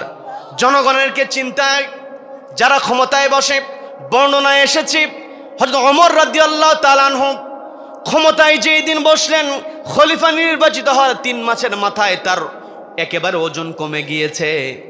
তৈল খাইতে খাইতে, তার একেবারে কম দামে চর্বি খেতে খেতে তার পেটের চামড়া একেবারে শুকে কাঠের মতো হয়ে গিয়েছে। কেমন তারা ক্ষমতাবান ছিলেন, কেমন তারা আমানতদারিতা রক্ষা করেছেন মাঠের মধ্যে লক্ষ্য করলেন। অপেক্ষাকৃত মোটা উটের মালিকটাকে একটু তার কাছ থেকে তথ্য নেই, নাকি অন্য কোথাও থেকে এই উটটাকে চুরি করে আনা হলো কিনা। তিনি তথ্য উদ্ঘাটনের জন্য তিনি তার গোয়েন্দা সংস্থাকে দায়িত্ব দিলেন। আমার কথায় কি আপনারা বিরক্ত হচ্ছেন নাকি? বিরক্ত হচ্ছেন? গোয়েন্দা সংস্থাকে দায়িত্ব দেওয়া হলো, খোঁজ নিয়ে দেখো তো উটটা কিভাবে মোটা হয়, এটা জানতে হবে। এটার জন্য উটের মালিক কে আছে, ওই মালিকের সঙ্গে আমাকে একটা মিটিংয়ের ব্যবস্থা করো, মুখোমুখি করার ব্যবস্থা করো। হযরত ওমর রাদিয়াল্লাহু তাআলা অর্ডার পাওয়ার পরে উটের মালিককে খোঁজ আরম্ভ করা হলো। উটের মালিকের খোঁজ পাওয়ার পরে হযরত ওমর রাদিয়াল্লাহু তাআলার সামনে যখন ওই দায়িত্ববান ব্যক্তি যখন হাজির হলো, হযরত ওমর প্রশ্ন করলেন, কি ব্যাপার, উটের মালিককে পেয়েছো নাকি? মুচকে হাসিতে জবাব বলছে, আমিরুল মুমিনিন, আপনি আমাকে উটের মালিকের খোঁজের কথা বলেন, অথচ উটের মালিকটা আপনার বাড়ির মধ্যেই আছে। বলে আমার বাড়ির মধ্যে মানে? বলে এই উটের মালিকটা তো আপনার ছেলে নিজেই। সঙ্গে সঙ্গে তিনি তার ছেলেকে ডাক দিলেন। ছেলেকে ডাক দেওয়ার পর ছেলেকে প্রশ্ন করলেন, তুমি নাকি উট পালন করছো? মাঠের মধ্যে দেখলাম তোমার উটটা অপেক্ষাকৃত মোটা তাজা, কেমন করে লালন পালন করো একটু আমাকে ক্রাইটেরিয়া বলো, কেমন করে তুমি পরিচর্যা করো, এই পরিচর্যার একটু সিস্টেমটা আমাকে জানাও, আমি আমার জনগণকে বলে দেব। এই কথা বলার পরে ছেলে তার পিতাকে বলছেন, না না, আমি তো তেমন কোনো পরিচর্যা করি না, প্রত্যেকদিন সকালবেলা আমি মাঠের মধ্যে ছেড়ে দেই ঘাস খাওয়ার জন্য, সন্ধ্যাবেলায় ঘরে নিয়ে আসি, অতিরিক্ত তো কোনো পরিচর্যা আমি করি না। এই কথা বলার পর হযরত ওমর রাদিয়াল্লাহু তাআলা কথা তাতে সন্তুষ্ট হতে পারলেন না। আবার তিনি চিন্তা করলেন, আমার ছেলে তো আমার কাছে মিথ্যা কথা বলবে না, আমার কাছে তো মিথ্যা কথা বলবে না, আবার এমনিতেই মোটা এটা তো কখনোই হতে পারে না। তিনি আরো চৌকস গোয়েন্দাদেরকে দায়িত্ব দিয়ে বলছেন, আমাকে খোঁজ নিয়ে দেখো তো, আমাকে তোমরা জানাও এই মোটটা আসলেই কেমন করে মোটা হয়, আমার একটু জানা দরকার। দায়িত্ব দেওয়া হলো। দায়িত্ব পাওয়ার পরে তথ্য নিয়ে যখন হযরত ওমরের কাছে হাজির হয়েছে, হযরত ওমর রাদিয়াল্লাহু তাআলা প্রশ্ন করলেন, কি তথ্য পেলে আমাকে জানাও। জবাব দেওয়া হলো, আপনার ছেলে যেমনটা বলেছে অতিরিক্ত কোনো পরিচর্যা করা হয় না, এটা যেমন সত্য। বলে, এটা যদি সত্য হয় তাহলে আসল ঘটনাটা কি? বলা হলো, আপনার ছেলে খলিফার পুত্র, এই খলিফার পুত্রের উট সবাই জানে, মাঠের মধ্যে যখন চলে যায়, ওই মাঠের মধ্যে যখন খাওয়ার জন্য ঘাস খাওয়ার জন্য উটটা চলে যায়, অন্য রাখালেরা জানে এটা তো খলিফার পুত্রের উট, যার কারণে যেই জায়গাতে ভালো ঘাস আছে ওই জায়গাতে ঘাস খাওয়ার সুযোগ করে দেয়। বিশেষ করে যখন পানি পান করার জন্য সময় চলে আসে, ওই পান করানোর সময় অন্য রাখালেরা চিন্তা করে এটা তো খলিফার পুত্রের উট, কাজেই সবার আগে খলিফার পুত্রের উটকে পানি পান করার সুযোগ দিতে হবে। এই জন্য কোনো সিরিয়াল লাগে না, প্রত্যেক দিন সবার আগে আপনার ছেলের উটটাকে পানি পান করানো হয়। দেখবেন আজকে সমাজের মধ্যে আমরা লক্ষ্য করে দেখি, এমপির যদি ছোট ভাই হয়, এমপির যদি ছেলে হয়, অথবা এমপির যদি বইয়ের ভাই হয়, তাহলে ওর কোথাও আর লাইন ধরতে হয় না। কথা বলেন, কি কথা বলেন? এই যে তথ্য তাকে দেওয়া হলো, হযরত ওমর রাদিয়াল্লাহু তাআলা তেলে বেগুনে জ্বলে উঠলেন। তিনি কি করলেন, সঙ্গে সঙ্গে তার সন্তানকে ডাক দিলেন। খেয়াল করে দেখেন, খালি ঘটনা শুনলেই হবে না, আমাকে আপনাকে এই ঘটনা থেকে শিক্ষা নিয়ে বাড়ি যেতে হবে। শুধু বাড়ি গেলেই হবে না, এই ঘটনা শুনে যে শিক্ষা, এটা আমার ব্যক্তিগত জীবন, পারিবারিক জীবন, সামাজিক জীবন, রাষ্ট্রীয় জীবনে বাস্তবায়নের জন্য সর্বোচ্চ চেষ্টা করতে হবে। কথা বলেন ঠিক কিনা? ইসলাম শুধু একাকী নিজে আমল করবে, ইসলাম মেনে চলবে, এটার জন্য ইসলাম আসে নাই। নবীজিকে বলা হয়েছিল, তুমি একাকী ইবাদত করো, তোমাকে সুন্দর নারী দেওয়া হবে, তোমাকে সুন্দর গাড়ি দেওয়া হবে, তোমাকে সর্বোচ্চ চেয়ারে বসিয়ে দেওয়া হবে। নবীজি বললেন, আমার এক হাতে সূর্য আর এক হাতে যদি চন্দ্র দেওয়া হয়, আমি এই কোরআনের দাওয়াত দেওয়া থেকে এক পা পিছনে আসতে পারবো না। বলেন আল্লাহু আকবার। সম্মানিত বন্ধুগণ, হযরত ওমর রাদিয়াল্লাহু তাআলা তার সন্তানকে ডাক দিলেন। ডাক দিয়ে বলছি, আগামী 3 দিনের মধ্যে তোমার উটটাকে বিক্রি করতে হবে, তোমার উটটাকে 3 দিনের মধ্যে বিক্রি করে দেবে। আর তুমি যখন তোমার উটটা বিক্রি করবে, তখন সবচাইতে দুর্বল যেই উট আছে, সবচাইতে কম দামি উট, জীর্ণ শীর্ণ, কাবু, শরীরে গোস্ত কম হবে, এমন উটের দামটাও শুনে নেবে, তোমারটা বিক্রি করবে। আর কম দামি, সবচেয়ে কম দামি উটের দামটাও জেনে আমার সামনে হাজির হবে। হযরত ওমর রাদিয়াল্লাহু তাআলা অর্ডার পাওয়ার পরে পুত্র কিছুই বললেন না। পিতার অর্ডার পাওয়ার পরে তিনি কি করলেন, তার উটটাকে বিক্রি করলেন। বিক্রি করার পরে পিতার সামনে হাজির হয়েছেন। পিতা প্রশ্ন করলেন, বিক্রি করেছো? বলে হ্যাঁ বিক্রি করেছি। কত দামে? বলে এত দামে। তোমাকে তো বলেছিলাম সবচেয়ে কম দামে উটের দাম শুনেছ নাকি? বলে হ্যাঁ শুনেছি। বলে কত? তাহলে তোমার উটের দাম থেকে কম দামে উটের দামটা বাদ দাও, অতিরিক্ত যেই মুদ্রা তোমার হয়েছে, যেই মূল্য হয়েছে, তুমি এই মুহূর্তে সেটা রাষ্ট্রীয় কোষাগারে জমা দিয়ে দেবে। বলেন আল্লাহু আকবার, বলেন আল্লাহু আকবার। আমি বানিয়ে বলছি নাকি? এটাই হলো ইসলাম। আজকে যদি এইভাবে চেয়ারে যারা বসে সাহাবীদের জীবনী থেকে শিক্ষা নিয়ে কোরআনকে সামনে সামনে রেখে দিয়ে চেয়ারে বসে যারা রাষ্ট্র পরিচালনা করছে, যেখানেই যেই দায়িত্ব পালন করছে, দায়িত্বগুলো যদি সাহাবীদের জীবনের আলোকে বাস্তবায়ন করত, তাহলে এই গোটা বাংলাদেশটা হয়ে যেত ন্যায় এবং ইনসাফের বাংলাদেশ। কথা বলেন ঠিক কিনা? সম্মানিত বন্ধুগণ, এতক্ষণ পিতার সামনে পুত্র কোনো কথাই বলে নাই, কোনো প্রশ্নই করে নাই, কিন্তু যখন অতিরিক্ত টাকা রাষ্ট্রীয় কোষাগারে জমা দিতে বলা হলো, তখন সন্তান বলছে, বাবা আপনি সব কিছু করলেন, আপনি যে অর্ডার দিয়েছেন অতিরিক্ত টাকা বাইতুল মালে জমা দিতে আমার কোনো আপত্তি নাই, তবে একটু আমি জানতে চাই আমাকে এই অর্ডার দেওয়ার কারণটা কি? হযরত ওমর রাদিয়াল্লাহু তাআলা আনহু বলছেন, তুমি যে আমাকে প্রশ্নটা করছো, তুমি যে আমাকে প্রশ্ন করেছো, জবাবটা হলো তুমি তো বলেছো অতিরিক্ত কোনো পরিচর্যা তুমি তো, কিন্তু অন্যান্য উটের চাইতে তোমার উটটা অপেক্ষাকৃত মোটা। এই মোটা হওয়ার কারণটা হলো, এই উট যখন মাঠের মধ্যে চলে যায়, রাখালেরা খলিফার পুত্রের উট হওয়ার কারণে ঘাস খাওয়ার ক্ষেত্রে অতিরিক্ত সুবিধা দিয়ে দেয়, পানি পান করার সময় অতিরিক্ত সুবিধা দিয়ে দেয়। এই যে তুমি আমার পুত্র হওয়ার কারণে আর আমি খলিফা হওয়ার কারণে অতিরিক্ত যে সুবিধা তুমি গ্রহণ করেছো, কিয়ামতের ময়দানে আল্লাহ যদি আমাকে এই সুবিধার ব্যাপারে প্রশ্ন করে, আমি ওমর এক কদম সামনে আগাতে পারবো না। বলেন আল্লাহু আকবার, বলেন আল্লাহু আকবার। এটাই হলো ইসলাম। কি কথা বলেন? কি কথা বলেন? শুধু নামের সামনে মুহাম্মদ লাগিয়ে দিলাম। নবীজি আমাদের আদর্শ হুজুরের আলোচনা করে গেল, বক্তা সাহেব সুন্দর ঘটনা শুনিয়ে দিল, নবীজির আদর্শের কথা বলল। নবীজির এক নম্বর আদর্শ, নবীজির রিসালাত পান নাই আনুষ্ঠানিকভাবে, জিবরিল আমিন নবীজির সঙ্গে দেখাই করলেন না, তার পূর্বেই তার পরিচয় হলো আল আমিন, তার পূর্বেই নবীজির পরিচয় হয়ে গেল আস সাদিক। সেই নবীর নাম আমি আপনি আমার আপনার নামের সামনে লাগিয়ে দিয়েছি, কিন্তু সারা দিনে একটা সত্য কথা বলি না। কি কথা বলেন? কি কথা বলেন? বোনের সম্পত্তি, একই বাপের সন্তান, বোন এসেছে যে ভাই আমার ছেলেটার পরীক্ষা, ছেলেটার সেশন দিতে হবে, টাকা নাই, তো জমি তো বাবা রেখে গিয়েছিল, সেখানে আমার একটা অংশ আছে, তাহলে তোমাকে পূর্ণ দাম দিতে হবে না, 10 লাখ টাকা হয়, তুমি অন্তত 5 লাখ টাকা আমাকে দাও। বলার সঙ্গে বলে যে বোন তোকে আমি এত ভালোবাসি, এত স্নেহ করি, তুইও আমার সঙ্গে জুলুম করবি? বলে কি বলে না? বলে কি বলে না? অথচ সে বড় জালেম সেজে বসে আছে। কি কথা বলেন? কি কথা বলেন? দান করার ক্ষেত্রে দেখবেন নামটা সবার আগে থাকে, 50,000 টাকা বলার সঙ্গে সঙ্গে দিয়ে দেয়। ওইদিকে বাড়িতে বোনকে ঠকিয়ে বসে আছে, ওইদিকে ফুফুর সম্পত্তি ফুফুকে বুঝিয়ে দেয় না, কিন্তু নামের সামনে মুহাম্মদ। কি কথা বলেন? কি কথা বলেন? আল্লাহ বললেন, লাকাদ কানা লাকুম ফি রাসূলিল্লাহি উসওয়াতুন হাসানা। রাসূল আমাদের জন্য উত্তম আদর্শ। রসুলের আদর্শ আমাদের বাস্তব জীবন আমাদেরকে বাস্তবায়িত করতে হবে। রসুলের আদর্শ যদি আমার আপনার ভিতরে থাকে, আজকে চোখটা বন্ধ করে নিজের বিবেককে প্রশ্ন করি যে কতটুকু সত্য কথা আমি বলি।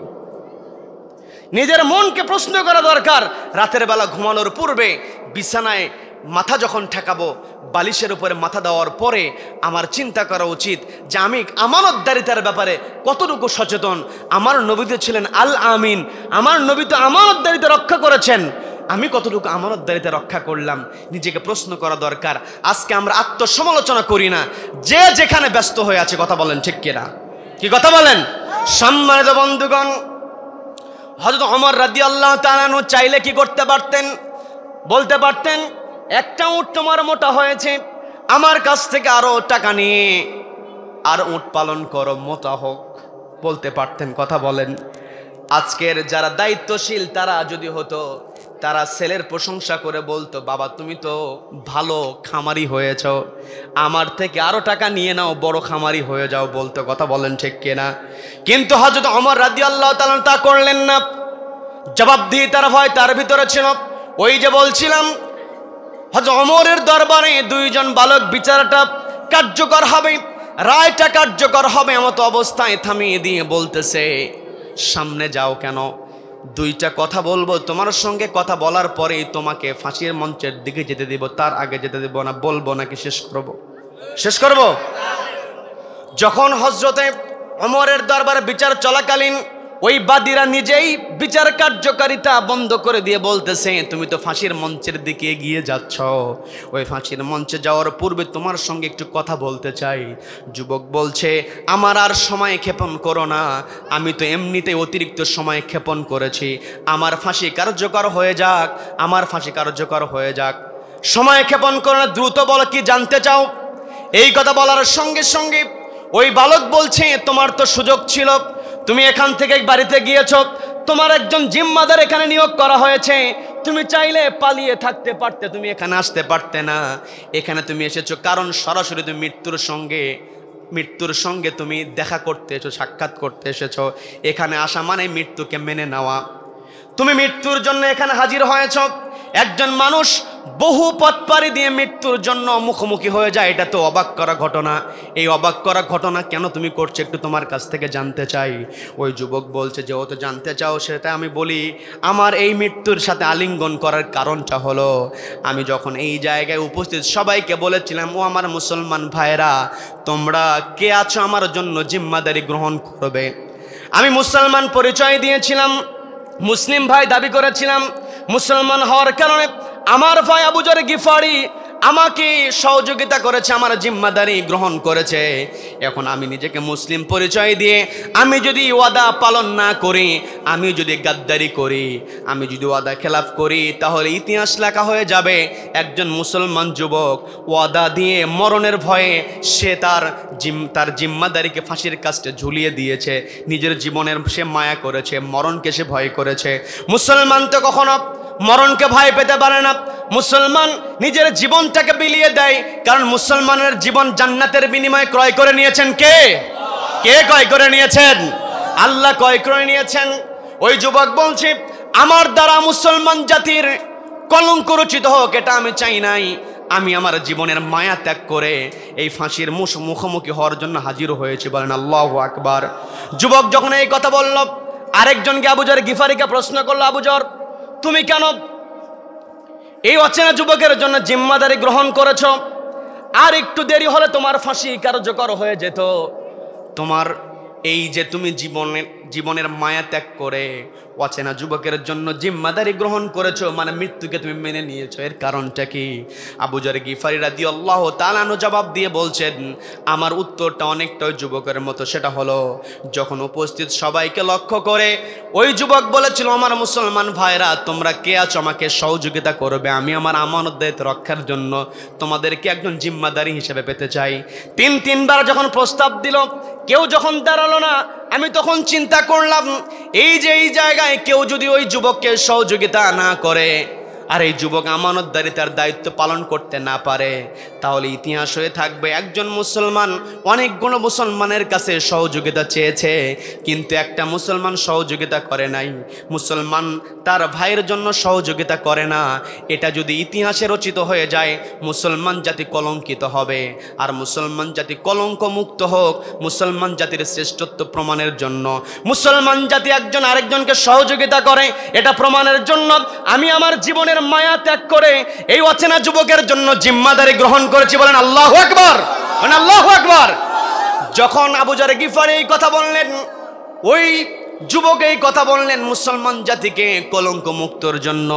মুসলমান জাতি ওয়াদা পালন করে এটা প্রমাণের জন্য, মুসলমান জাতির সহযোগিতা করে এটা পালনের জন্য আবু যর গিফারি তিনি বললেন, আমি জিম্মাদারি নিয়েছি। এই কথা বলার পরে ওই দুইজন ভাই পরামর্শ করে হযরত ওমরকে বলছেন, যেই মুসলমান ওয়াদা পালনের জন্য নিজের জীবনের মায়া ত্যাগ করে ফাঁসির কাছে হাজির হতে পারে, যেই মুসলমান অচেনা যুবককে একজন মুসলিম আরেকজন মুসলিমকে সহযোগিতা করে এটা প্রমাণের জন্য নিজের জীবনের মায়া ত্যাগ করে আরেকজনের জন্য জিম্মাদারি গ্রহণ করে, আমরাও তো মুসলমান, আমরাও দুইজন এই সত্যবাদী যুবককে, আমানতদার যুবককে ক্ষমা করে দিয়ে একজন মুসলমান জাতিকে ক্ষমাকারী হিসেবে প্রমাণ করতে চাই। বলেন আল্লাহু আকবার, বলেন আল্লাহু আকবার। তার মানে মুসলমান জাতির মধ্যে বৈশিষ্ট্য থাকবে, মুসলিম জাতি তার ভাইকে সহযোগিতা করবে। মুসলিম জাতি যে ওয়াদা করবে নিজের জীবন চলে যাবে, কিন্তু ওয়াদা থেকে পিছনে আসবে না। কথা বলেন ঠিক কিনা? নবীজি ওয়াদা পালন করেছেন, নবীজির সাহাবীরা ওয়াদা পালন করেছেন, নবীজি সত্য কথা বলেছেন, নবীজি আমানতদারিতা রক্ষা করেছেন। কাজেই আমাকে আপনাকে আমানতদারিতে রক্ষা করতে হবে, আমাকে আপনাকে সত্যবাদী হতে হবে। তবেই লাকাদ কানা লাকুম ফি রাসূলিল্লাহি উসওয়াতুন হাসানা, রাসূল যে আমাদের আদর্শ, এই আদর্শ আমার আপনার বাস্তব জীবনে বাস্তবায়িত হবে। কিন্তু আমি আপনি যদি মিথ্যা কথা বলি, আমি আপনি যদি আমানতের খেয়ানত করি, আমি আপনি যদি ওয়াদা ভঙ্গ করি, আমি আপনি যদি মুসলিম ভাইকে সহযোগিতা না করি, তাহলে নামেই শুধু আমার আপনার সামনে মুহাম্মদ লাগানো থাকবে, কিন্তু মুহাম্মদ সাল্লাল্লাহু আলাইহি ওয়াসাল্লামের কোনো আদর্শ আমাদের ভিতরে থাকবে না। কথা বলেন ঠিক কিনা? কাজেই আমার আপনার দায়িত্ব হলো, আল্লাহ রাব্বুল আলামিন মুমিনদেরকে ডাক দিলেন, ডাক দিয়ে বলছেন, ইয়া আইয়ুহাল্লাযীনা আমানু, ওহে যারা ঈমান আনয়ন করেছো, ইত্তাকুল্লাহ, আল্লাহকে ভয় করো, ওয়াল তানজুর নাফসুম মা কদ্দামাত লিগাদ, তুমি তোমার ভবিষ্যতের জন্য, আগামীকালের জন্য, অর্থাৎ আখিরাতের জিন্দেগির জন্য কোন কাজগুলো তোমার আমল নামে তুমি পাঠাচ্ছ, জমা করছো, এই ব্যাপারে ওয়াল তানজুর, তোমাকে চিন্তা করা উচিত। ইন্নাল্লাহা খবীরুম বিমা তা'মালুন, তুমি যেখানেই যে কাজ করো না কেন, ভালো হোক মন্দ হোক, অনুপরিমাণ ভালো কাজ তুমি দেখতে পাবে, তুমি অনুপরিমাণ খারাপ কাজ করলেও এটার মুখোমুখি তোমাকে হতে হবে। বলে দিয়েছেন কে? কে বলে দিয়েছেন? কাজে আমাকে আপনাকে এগুলো ব্যাপারে সচেতন হতে হবে। আবার আল্লাহ রাব্বুল আলামিন আমাকে আপনাকে স্পষ্ট জানিয়ে দিয়েছেন, সূরা আহজাবের 21 নম্বর আয়াত আমি তেলাওয়াত করেছিলাম, এটাকে সামনে রেখেই কথা যেটা বললাম, আমাকে আপনাকে আদর্শ অনুসরণ করতে হবে বিশ্বনবী জনাব মুহাম্মদুর রাসূলুল্লাহ সাল্লাল্লাহু আলাইহি ওয়াসাল্লাম, নবীজিকে আদর্শ মানতে হবে। এখন প্রশ্ন আসতে পারে, নবীজি তো আমাদের মধ্যে নাই, সেই নবীজিকে আদর্শ হিসেবে মানব কিভাবে? প্রশ্ন করার লোক আছে না নাই? আছে না নাই? নবীজিকে মানতে হবে মানে কি? আমাকে আপনাকে এই পৃথিবীতে দুইটা ক্যাটাগরির মধ্যে থাকতে হবে। সবাইকে বলতে হবে কয়টা ক্যাটাগরি? সবাইকে বলতে হবে কয়টা ক্যাটাগরি?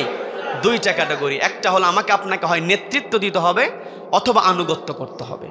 কি কথা বলেন? কি কথা বলেন? এই পৃথিবীতে আমার আপনার অবস্থান হয় নেতৃত্বের চেয়ারে বসতে হবে অথবা নেতার আনুগত্য করতে হবে। অনেকে বলে না আমি এগুলোর মধ্যে নাই, বলে না যে এগুলো গ্যাঞ্জামের মধ্যে আমি নাই, এগুলো বলার কোনো সুযোগ নাই। আমাকে আপনাকে আল্লাহ যদি নেতৃত্বের চেয়ারে বসিয়ে দেন, তাহলে আমাকে আপনাকে নেতৃত্বের চেয়ারে বসে আমার আপনার নেতা বানাতে হবে। নবীজি বললেন, মান জাআলাহু আমামাহু কাদাহু ইলাল জান্নাহ, নবীজি বললেন এই কোরআনকে ইমাম বানাতে হবে। কথা বলেন ঠিক কিনা? তার মানে নেতা যখন আমি আপনি নেতার চেয়ারে যদি বসে যাই, নেতৃত্বের জায়গায় যদি বসে যাই, তাহলে আমাকে আপনাকে আচ্ছা আচ্ছা আচ্ছা অনেকে দেখলাম তো আমি মনে হয় কি একবার উনি কি রেস্টে গেছে নাকি একবার চলে আসে, তো নিয়ে আসেন, হয়ে গেছে আমার আলোচনা শেষ। আমার আলোচনা শেষ, উনি আস্তে আস্তে আমার শেষ হয়ে যাবে এটুকু।